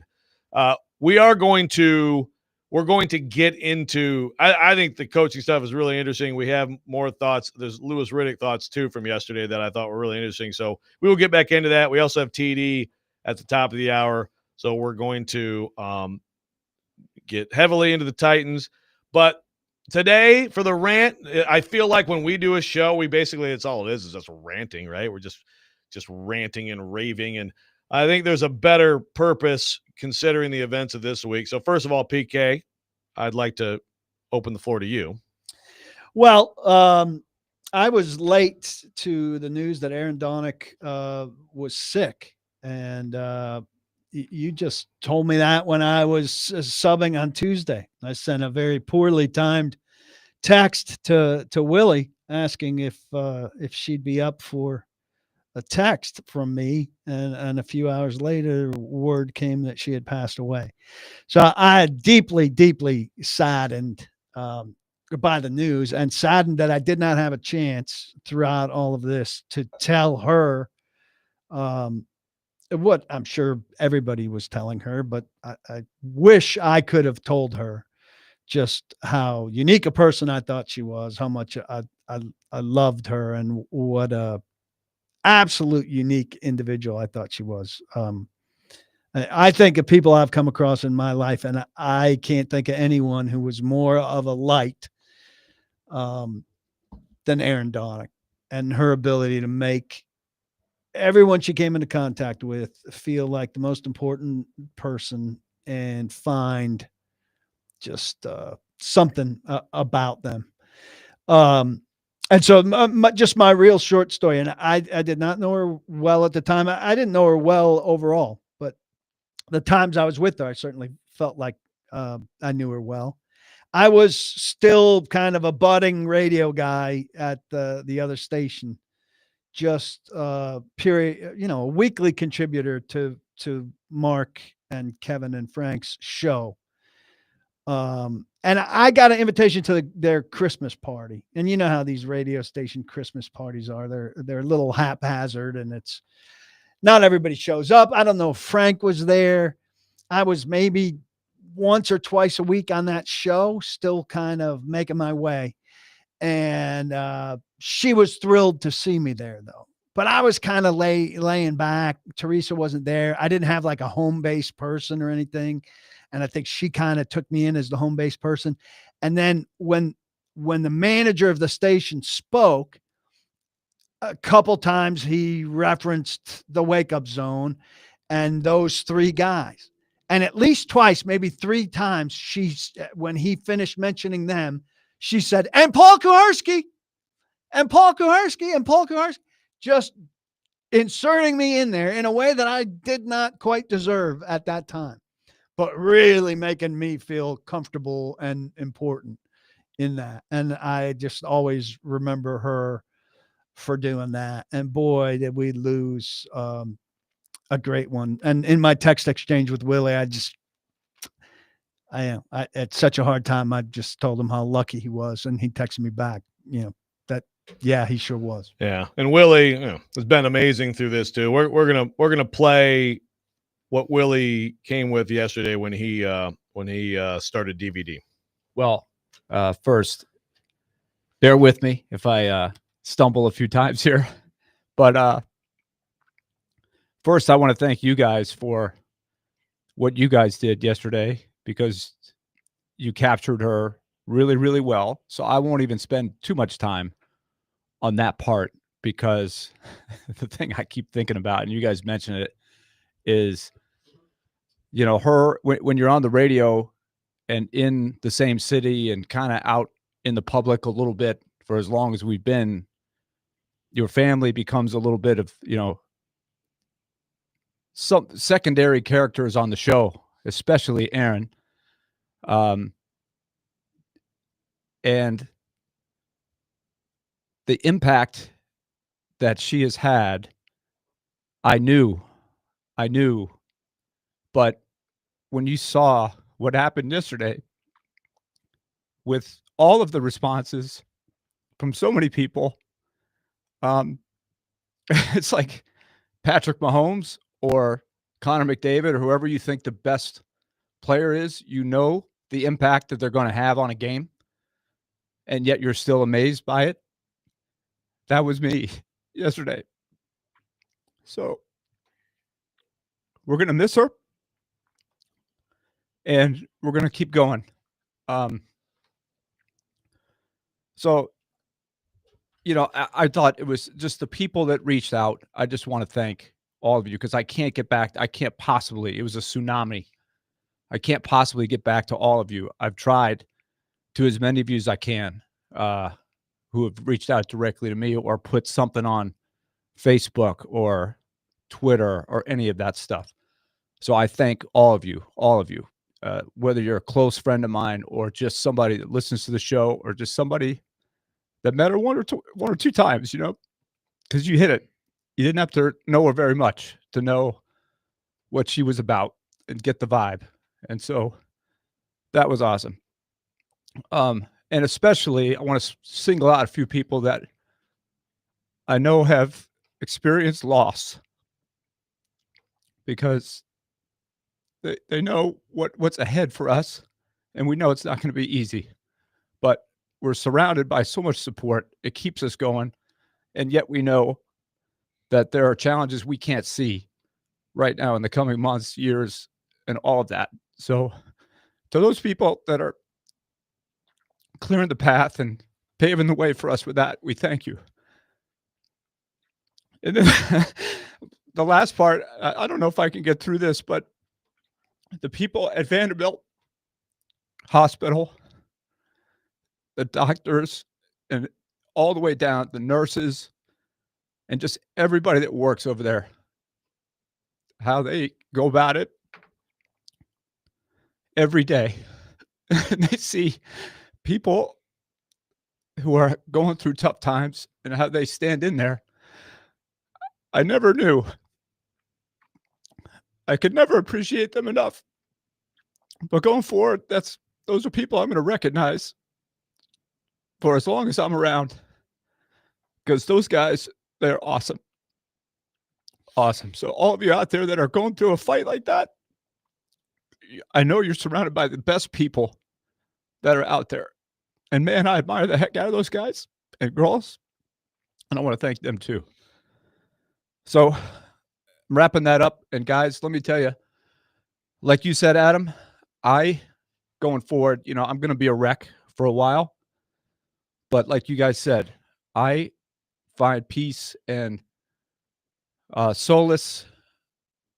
I love what I do. And so when I'm on the air, I can get my mind. It's like the reason we love sports. We get our mind off of tough things. So I think I'm going to be all right. If I have to step back every now and then, I will. but I just appreciate and love what I do. And I feel very comfortable being here with you guys today and going forward. And I'm just, we feel the love. We do. That was Willie Donic on Aaron Donic, and we'll be back. Robby and Rexrode 1025 1063 The Game.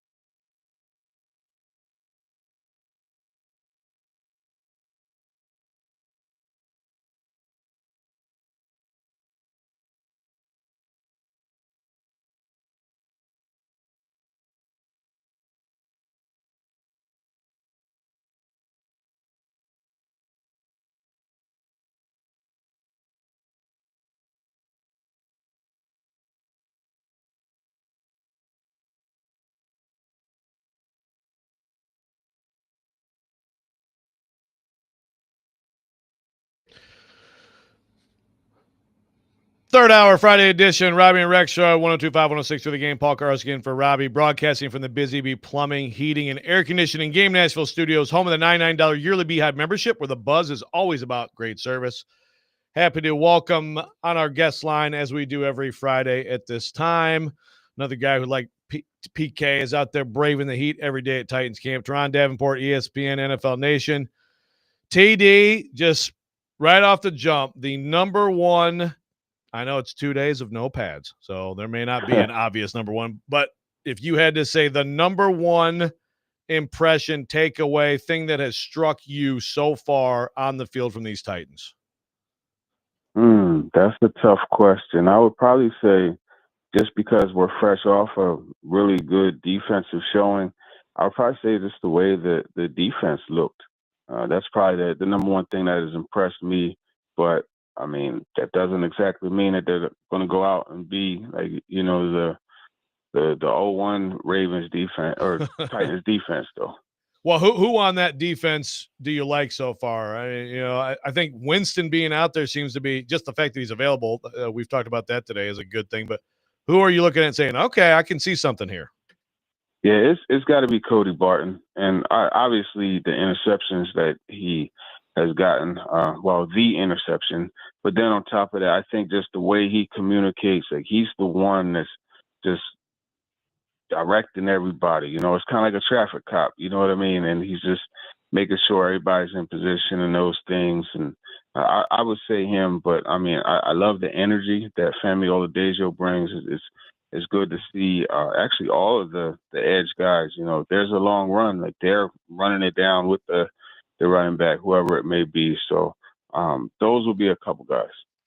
What do you make of the Keandre Coburn cut? I mean, he certainly wasn't the last guy on the roster. I understand there's a bit of a numbers game there, and they want to see Philip Bleedy and Cam Horsley and Devontae O'Malley and Isaiah Rakes and Carlos Watkins. But isn't there a decent chance that none of those guys are better than Keandre Coburn?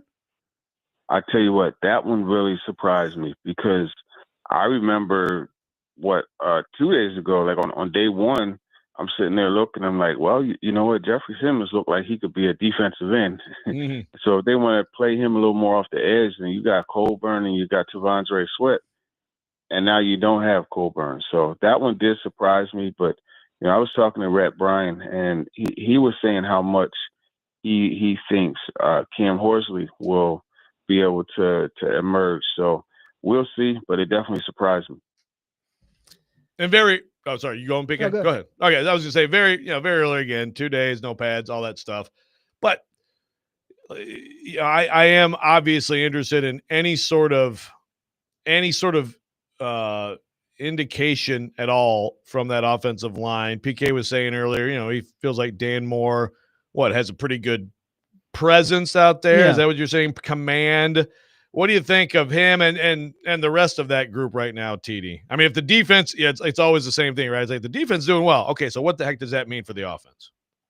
Yeah, well, I mean, Dan Moore, he's doing a good job of keeping guys in front of him.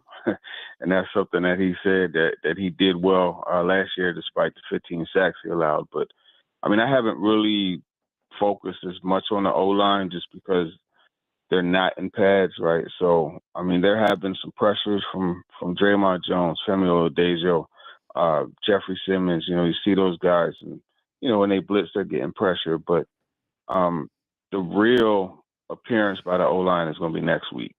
Yeah. A lot of praise from Brian Callahan for Williams, that inside linebacker. Yeah.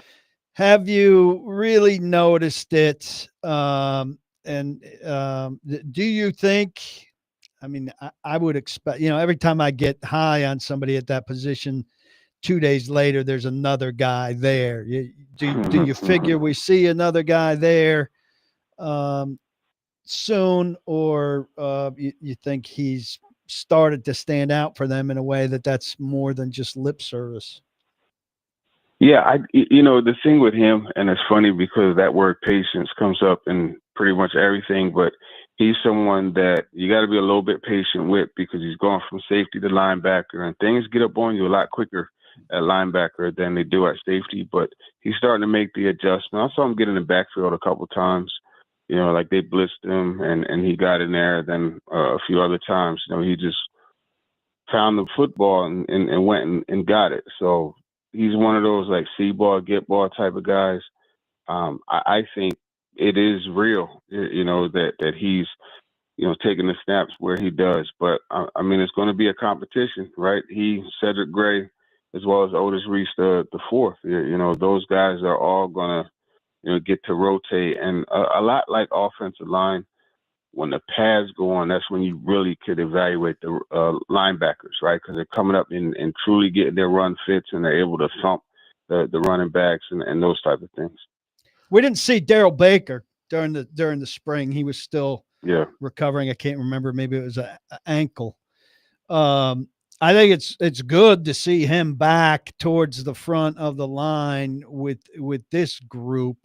Are you a buyer on Daryl Baker? I am. I thought he did a good job last year. I don't know where Chris Harris factors into that, but certainly Wilson is a cornerback defensive coordinator, a back-end defensive coordinator. And I tend to have faith, with or without Snead, that the corners and the back end of this defense are going to be good. It's just a matter of how long they're asked to cover with the anemic pass rush. Yeah, it's a lot more digestible seeing Daryl Baker Jr. and Roger McCreary back there, because now every time there's a passing play, you don't got to look at your roster and like, oh, okay, I know who number 40 is or 36, whatever. You know what I mean? So I definitely, I'm a buyer on Daryl Baker. I'm not saying like he's some type of shutdown corner or anything like that, but I think he could fill the role. And to me, what really sold me on him last year was the Vikings game. I mean, there were a couple times where it's like he's one-on-one with Justin Jefferson. Justin Jefferson didn't score a touchdown. You know what I mean? So I think that's something you do have to take into account. Well, let's stick with the back end, and really for both of you, what do you guys think? I know early, but that is you can get a little bit better gauge with the skill guys early. What do you guys think of Kevin Winston Jr.? We know Xavier Woods has been added. Mike Brown is a guy, obviously who can play. And also TD, Amani Hooker. We know what a good player he is and has been for a long time. He's, crazy to me that he's only 27. He has had injury issues. So I'm like, oh, he's like 30, right? But obviously he was at 21 coming out of Iowa. But what do you think of the safeties? What do you think of Winston? And then what about the idea of extending Hooker? Yeah, I think you're probably going to see a lot of three safety looks because remember, Denard Wilson is a guy that loves the defensive back position. And I think you're going to see that. And just the way Winston could play in the box, I think that does help. And he's a guy that you could take and match up with tight ends. You know what I mean?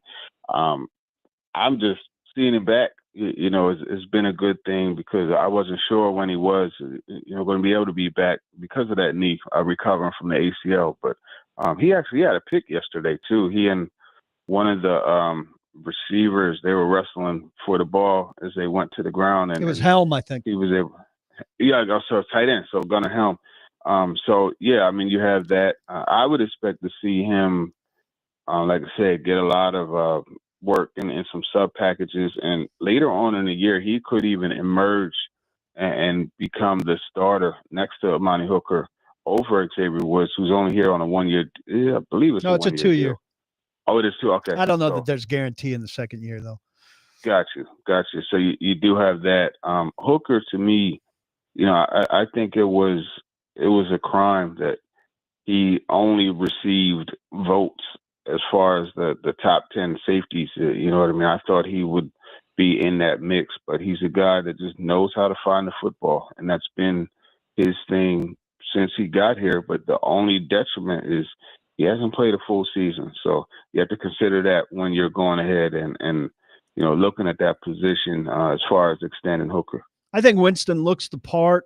I love that they're three deep. Mike Brown's a feisty player, but he's best on special teams and as the fourth. I think, Joe, they're going to have packages there but you might not see every package every week. Depends on the matchup. So maybe Winston's super involved one week, but another week, the personnel of the other team doesn't dictate. Makes sense. All right, TD, last question for you. Teron Davenport, ESPN NFL Nation. That's kind of our question of the day. If you pick one thing about a head coach in the NFL that's most important, what would it be? Being fair, firm, and consistent. I think that's the most important thing. And you look at all of the top coaches, that's what you get from there. They're consistent, they're fair, and they're firm. So to me, that would be the one. Very interesting. All right. Teron Davenport, TD, ESPN NFL Nation. Appreciate it, man. Thanks so much. We'll talk to you next week, and I know you guys will be out there tomorrow at Nissan Stadium. See you tomorrow. All three of us at a very exclusive dinner. And, of course, we know TD will probably overdress. We'll talk about this after the break. Joe, very anxious to underdress. Shorts and tank top. Count on it. Thanks, TD. All right. Take care. And, by the way, we're going to give away a pair of tickets right now. How about a pair of tickets to see Ghost? What do you think? What do you think, Ian? Ghost is playing Bridgestone Arena this Saturday. And we're going to go caller 3 for Ghost. We come back, we'll react to TD and get a little bit more into that question about head coaches in the NFL. Very interesting answer from him. Robby and Rexrode, 102.5, 106.3 The Game.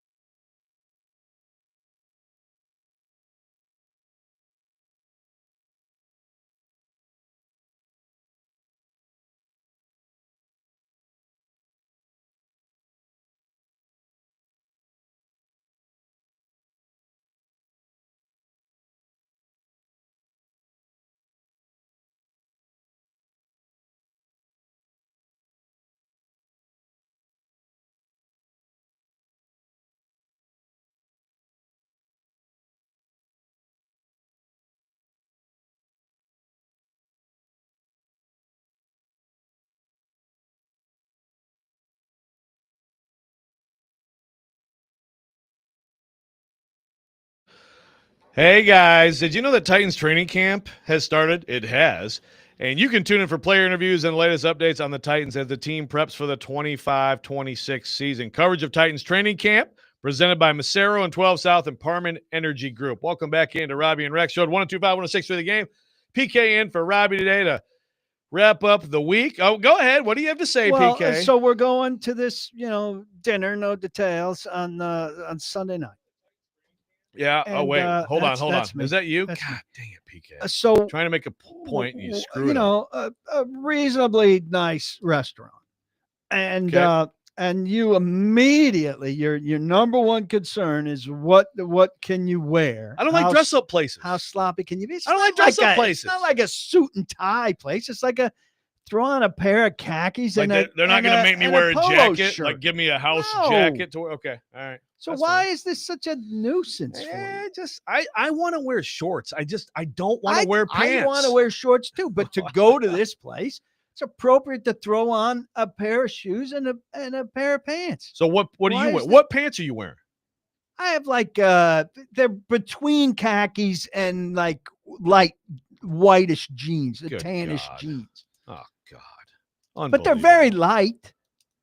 Well, I don't want to wear But khakis. I'm in an air-conditioned car. I'm leaving my house in an air-conditioned car to this place where I go up from a parking lot to an escalator into an air-conditioned place and then run the same route back. There's no opportunity really to sweat. But what if I want to like walk and go get ice cream or something? I'm screwed. Well, then that's on you. Are you They wearing a have short sleeve? dessert Are you wearing a available. polo? Or are you wearing a button down? No, I'll probably wear a polo, but I'll also probably bring a pullover because these places always tend to be freezing to me.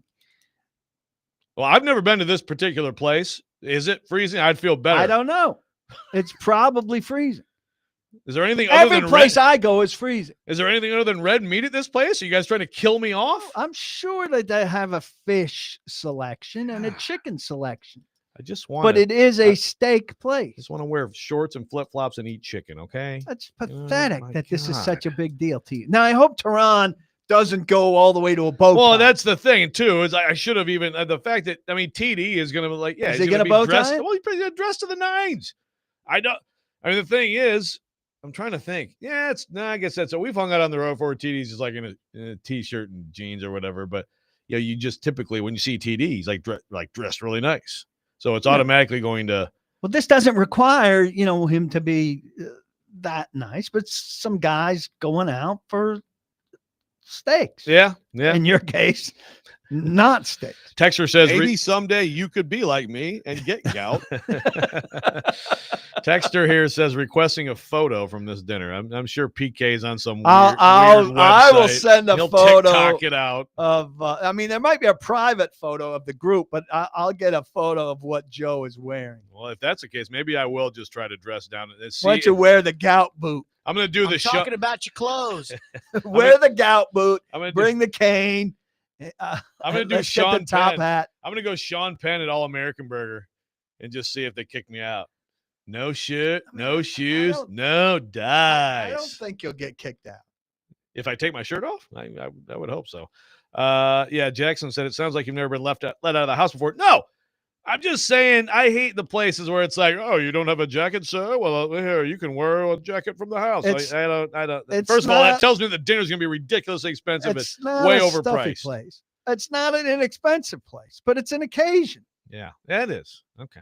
All right. So that was an interesting answer from TD on coaching. The firm, fair, and consistent. So, yeah, again, if you take that, I agree with that. By the way, I think that's very important. Like good work environment where you kind of understand the expect. I mean, it's just like any work environment, right? You want your boss to be what he just said. But I guess that answer, it wasn't singular enough for me. Like his thing. I understand where he's coming from, and I like that, but I want more pointed. You're nodding, which isn't good. Well, radio. that was Ian. I'm trying to run this show, man. A lot of stuff I going was talking to Joe Ian, for a stop sec. talking to him. Well, we do. We have a caller line. We'll get to him in a second. But I will say real quick, I feel like that answer is that. In other words, to me, I take that as leader of, again, if Leader we're of going men. to It's in the leader leader of of men men category. coach is more important. So we'll get into that. But let's go to. But I think if you're what I'm saying, smart innovator, guys see success in that leads men. Sure. I mean, ideally, you have some of both. But Rob's asking if you have Michael Scott's fun genes. So, but let's bring in our friend Adam from Portland. Adam, how you doing, buddy?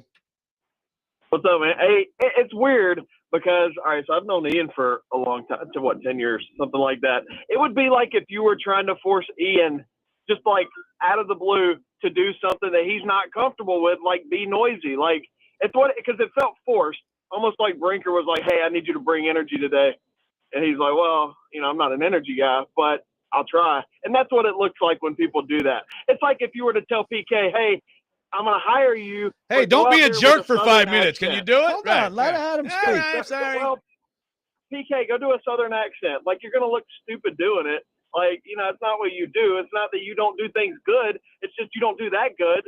So I don't know, dude. It felt forced. Jeff Fisher was a quiet guy who could also get loud. If you remember in the Super Bowl, he's like, go win the game. He's yelling at him. But that's natural. Wait, what that was yesterday was like super weird, dude. Like, I don't know. I walked away going, Brinker made him do that. That's the impression I got. Brinker's not making him do Brinker's not making him do anything. And I just think I agree, but I do think it was forced. I just don't think it was natural. You should let's listen to the actual speech. And I mean, the matchup was amazing, 1 second. But yeah. Yeah. My other thing, and I'll listen to this and I'll give you an honest opinion, but I just think we tend to take these snippets. And I'm not saying it needs context. It doesn't necessarily need context. But even if this is some forced snippet, it doesn't tell us some big thing about Brian Callahan. Well, I agree. But I think the context lends itself to, what's going on here? Why are you forcing something like this? But just listen to it. The energy that I felt when you guys came back in the building. I feel your confidence. I feel your excitement, right? Our execution, our effort, and our elimination of sins, right? That's the Titans trio. You want to see execution, you want to see unbelievable effort, and you want to see a team that plays a clean brand of football. Those are the things that we're focused on. What I get motivated by is the way that you guys came into work today. That's what motivates me. That's what gets me excited because I know what we have in this room because I believe in what you guys are capable of. And when you come in the building and you wake up in the morning, that's what should get you going, is that you got a group of guys in here that have put a ton of time and effort into it, and that we're going to be a team that plays hard and makes life hell for any team we play because we are capable of being a damn good football team. How many days until we play our first game? Anybody know? 47 days. So we should feel the urgency every time we walk in. It should be urgent as shit. We have to make each other better every day we step out. So there it is. There's the actual speech. Yeah, this is not some scandal, okay? But like Callahan, to me, PK, he is what he needs to be, what he was hired to be, what he is, right? Really is. He is a spinoff of the McVay-Shanahan thing in the NFL, and so I don't think that any of that stuff helps you at all. Like, and it doesn't necessarily hurt you either. But, I mean, if you're a player in that room, did you buy that? Here's my thing. I think it's a guy who's not naturally loud, right? Trying to project himself and be enthusiastic. Is it inauthentic? I don't think it's inauthentic. I think it's a little bit out of character. Right? Yeah, that's fair. And I don't think there's a crime in that. It's not a I think he crime. wants to ring to the back row of a 90-person room. And so I think maybe if you're super aware of these things, you don't put that out. Yeah. Yeah, that's the thing. Like, they put it out, and I'm like, I don't know that this is like, again, It's not the best representation of who Brian Callahan is. Right. Like with the fans, I don't think it helps you. Again, at this point, there are some fans that it doesn't matter. Until you show me a winning football product, you suck. You're dumb. You're a bad coach. Right. But I agree. Like, it's because the thing is, Charles brought up the Levis screaming thing, which I thought was interesting to me, I know around here, it was like, good to see you just get genuinely but then there pissed. were some dainty people, and John Glennon was one of them, and I hated him, and I told him. Like, he was like, did you do too much? Do you regret that? I was like, don't go that. Here's a coach Dainty. showing himself to be what he is, having a true moment, and you're asking questions that would potentially make him check himself the next time. That's not what we dainty want. John He wasn't Glennon. the only one, but that's not what you want. is for Brian Callahan the next time he's going to have a real moment, checking himself and saying, am I going to get crushed for this? Is this, you want real moments. Don't ask him questions that are going to make him consider, is this the right thing to do? I'm glad we can encourage him to be himself. I'm glad we can turn this into a rip on Chris. Glennon. Yeah, we'll see what Glennon We'll see what he wears, dinner. Sonny. All right, we've got a lot of reaction to this. We will continue. Robby and Rex are 125-106 through the game.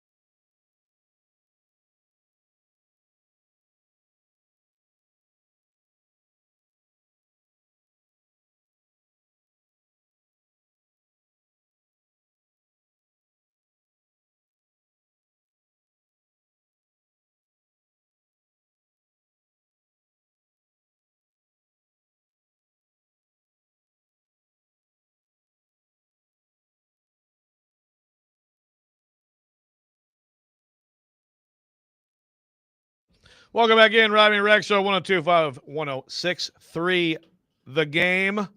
Another Tom Petty gem here from Ian. It's kind of unofficially become Tom Petty Day. How did we start on Tom Petty Because today? I watched a documentary last That's night. right. There's a doc on Tom Petty. I got to make sure to get to that.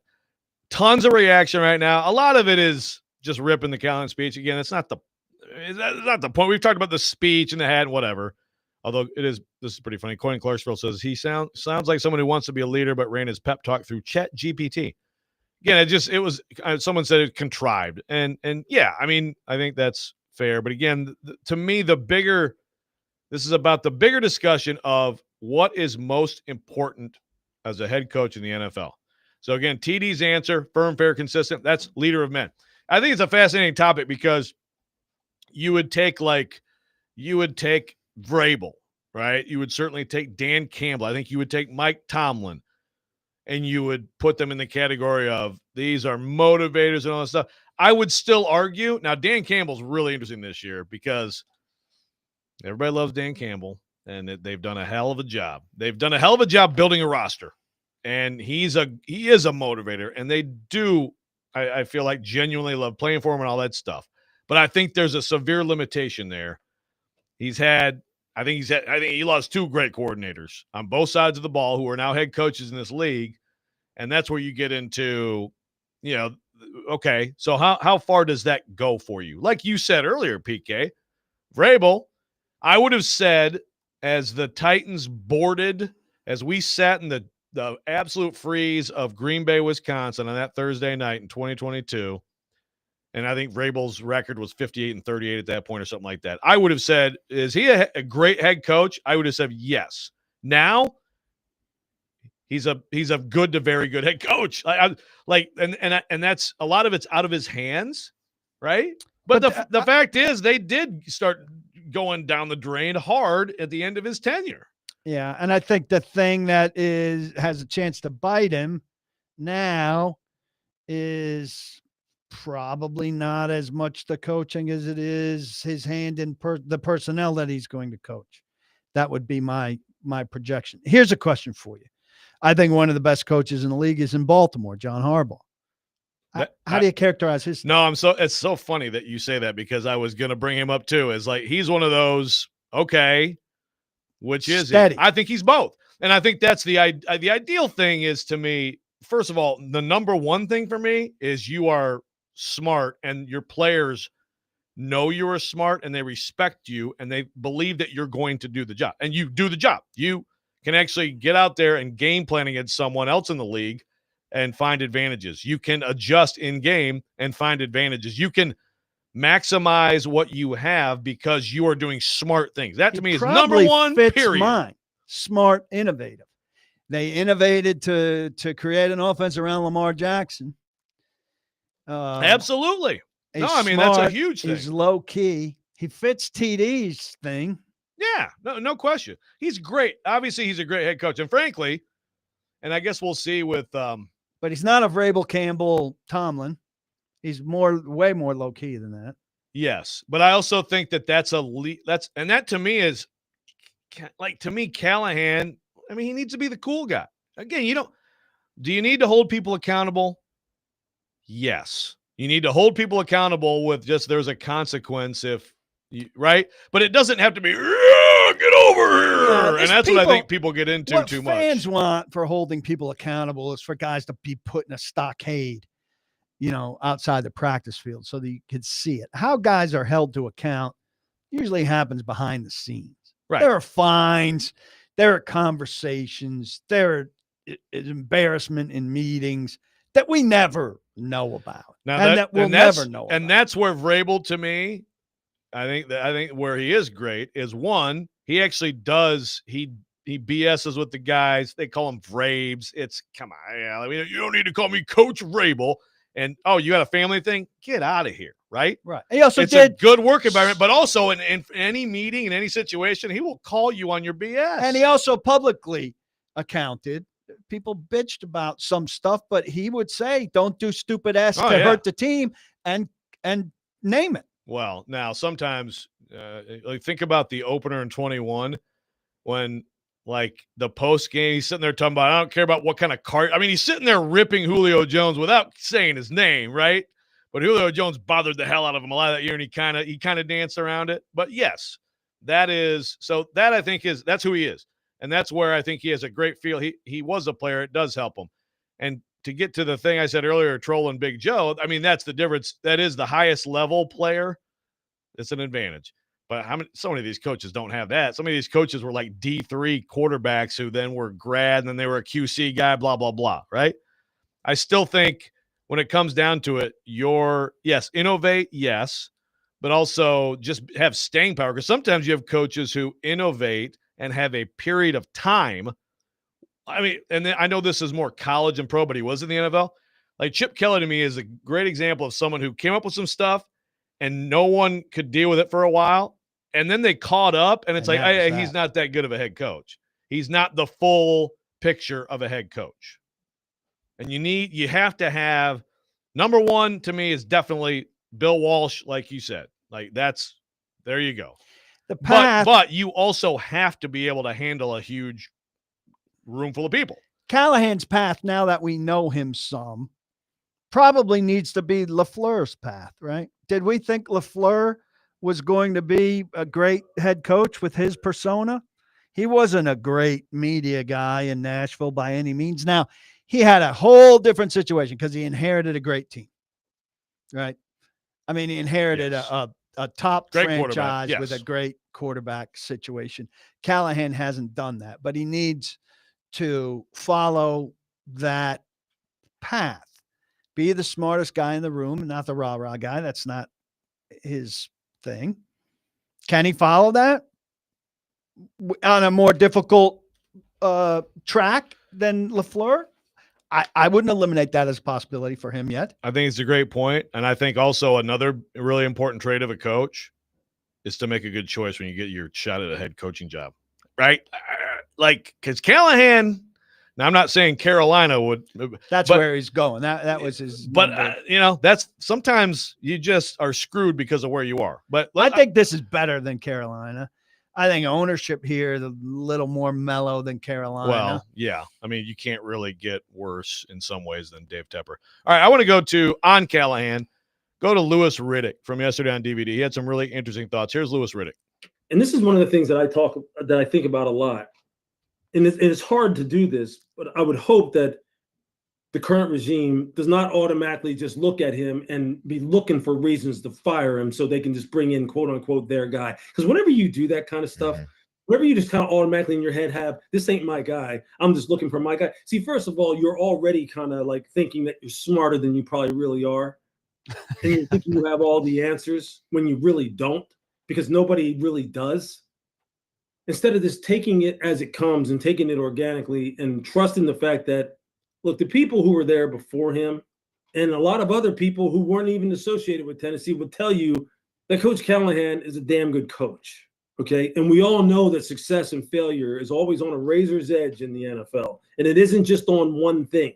There are plenty of things that can screw that up. And a lot of times it's the people up top who think they know every damn thing are the ones who are screwing it up.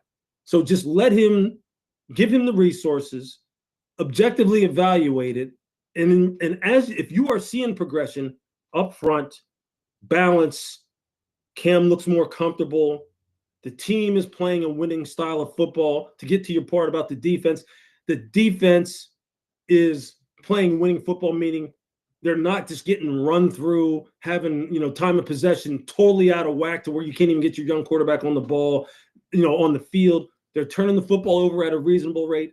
Then I think this should be one of those building development seasons to where you go, okay, we've established the foundation. We brought a lot of new people in here. Let's see what 2026 brings. That was Louis Riddick on DVD yesterday. And the first point he talked about, we haven't really gotten into, but I think we both 100% agree, right? If there's any lame duck in their minds, I think they've completely screwed the whole thing up already. It's completely botched already. I agree. Listen, if they had some inkling, unless this season is a complete botch, if they have some inkling about their guy, it should be overwhelmed by their other guy, their biggest guy. Their biggest guy is Cam Ward. And for Cam Ward to maximize success, he needs consistency time and time again. You hear about the young quarterback who is thrown off, slowed down, stalled, screwed by multiple offensive systems and too many coaches in his head early. And the absolute best thing that could happen for Cam Ward, so long as Brian Callahan and his staff aren't disasters this year, is returning from arrest after 2025 back to Brian Callahan and Nick Holtz and Bo Hardigree. And Chad Brinker and Mike Borgonzi know that. And Amy Adams Strunk needs to know that. We got a lot of reaction. We'll get to as much as we can as we wrap up the show. Robby and Rexrode, 102.5, 106.3 The Game.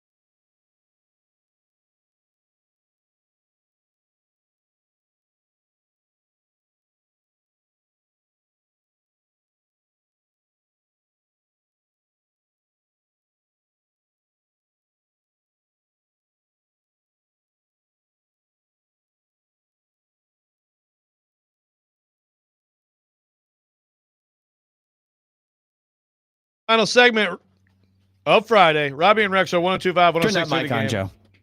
Thank you. Thank you. And PK, I think we've had a good discussion today. It's really interesting. You know, I think some people are obviously they're just out on Callahan, but I think that and some, you know, I think I generally agree with what Louis Riddick said, which is, you have to give it more time. I think we're aligned a on lot on this team. You have to give more time. It's a bad team. Dennis says, I think the most important things for a coach are trust and respect. I think those things are really important too. But like, I just think there's a limitation. Like, you have to have level of that. You can't, your players can't think they can't think little of you as a person. Look, right? It's a pretty young team. If you're a young guy on this team, if you're a first contract guy on this team, you don't have a choice but to trust the coach. Sure. And you don't really have a choice but to respect the coach. So I agree with what he said, but I don't think, I think you got to be veteran heavy for those things to be that big of an issue. Because what's your choice? If you're these 2 4th-round receivers, Iomano and DK, if you choose not to trust and respect them, what's your career course? Right? Yeah, of course. I mean, most of these guys in this room, I mean, seriously, most of the guys in the room are just trying to be in the league. They're trying to somehow get in the league. Now, so I think a guy can, I think you have to buy into the head coach. You could say, after a while, I don't know about my position coach. I'm not seeing the things that he's telling me translate. Like we know into, Taylor Lewan, for example, had right, some issues with various with position Kevin coaches. Carter. I don't see what he's telling me and translate. But that wasn't his Grimm. first coach, right? Taylor had a point of reference from Grimm to Carter. So he saw a drop off and had a point of reference. But if you come in and your first position coach, you got to be invested in that guy for a long while before you would lose trust and buy-in and all of those things. So I think on this team, for the percentage of young guys there are, now if Tyler Lockett, and I think Tyke Tolbert is one of the better position coaches on the team, but if Tyler Lockett came in and after training camp, is totally hypothetical, didn't buy in, then it's his job as a pro to fake it. Yeah. For the sake of the young, he can't let the young guys see that. That's a good point. And obviously, your veterans also. It's like, they set the tone too. I think in terms of just for the organization, like, do they respect this particular coach or not? And I think with Callahan, I think obviously the mistake was the rookie coordinators, right? And then you have a bad special teams coordinator last year, so like that stuff didn't help him at all. I still. It's too much new last year. I've heard some people say, well, how the heck, how the heck is this guy? How are you supposed to hire this guy? Why would you hire a guy who all he did was just sit there and, and design offense, and he didn't, but that is the league now. I mean, like, then there are successful coaches. He's hardly an outlier. Right. He's not an outlier. He's more the norm, or if not a very popular route to become a head coach. Some of them do completely flame out, like Nathaniel Hackett that Charles brought up, right? But a lot of them succeed. Right. I mean, there's more success than fail in this way in the NFL of doing this type of hire. Would you like for him to have called plays for a year? Yeah, but not all of them do. Some of them are with head coaches who are very good, successful play callers, and they don't get that chance. LaFleur broke out of the Rams and came here saying, hey, I'm going to get at least a year of play calling experience. And it was a good path for him. Yeah, and to that point, we had a text on our personal text line from someone, in the org who, I think there was a lot of skepticism all across the board about Matt LaFleur is he can be the head coach of Green Bay Packers. Really? That dude, he's a head coach? But they made the move early. The point made to us was be the smartest guy, don't be the rah-rah guy. And that is Callahan. If Callahan has he has to demonstrate his competence and that, yeah, I'm giving you guys a chance. We can do things because of what I'm coming up with. I just think that's more important than anything else. Yeah, and I think the number one thing we could say about Callahan is there were indications that offensive scheme could work. Well, and he really focused. And that's where you get into nuance. So some people would say, where, what? And I would say, dude, if you can't block anyone, so many things that that you draw up will look bad. Well, we really have to narrow it down, right? And he admitted as much with this offseason thing. They were in second and long way too much. They had way too many 3-and-outs. They had way too many penalties. They had way too many botched assignments, all of that. If they could clean that up, not go from a complete mess to completely clean, get from, ranking in the high 20s to ranking in the middle of the league, then we'll see many more chances for his stuff to work because they ranked in the high 20s in terms of being in these bad situations. It was a very condensed opportunity for his stuff to show us that it could work, because then they were trailing.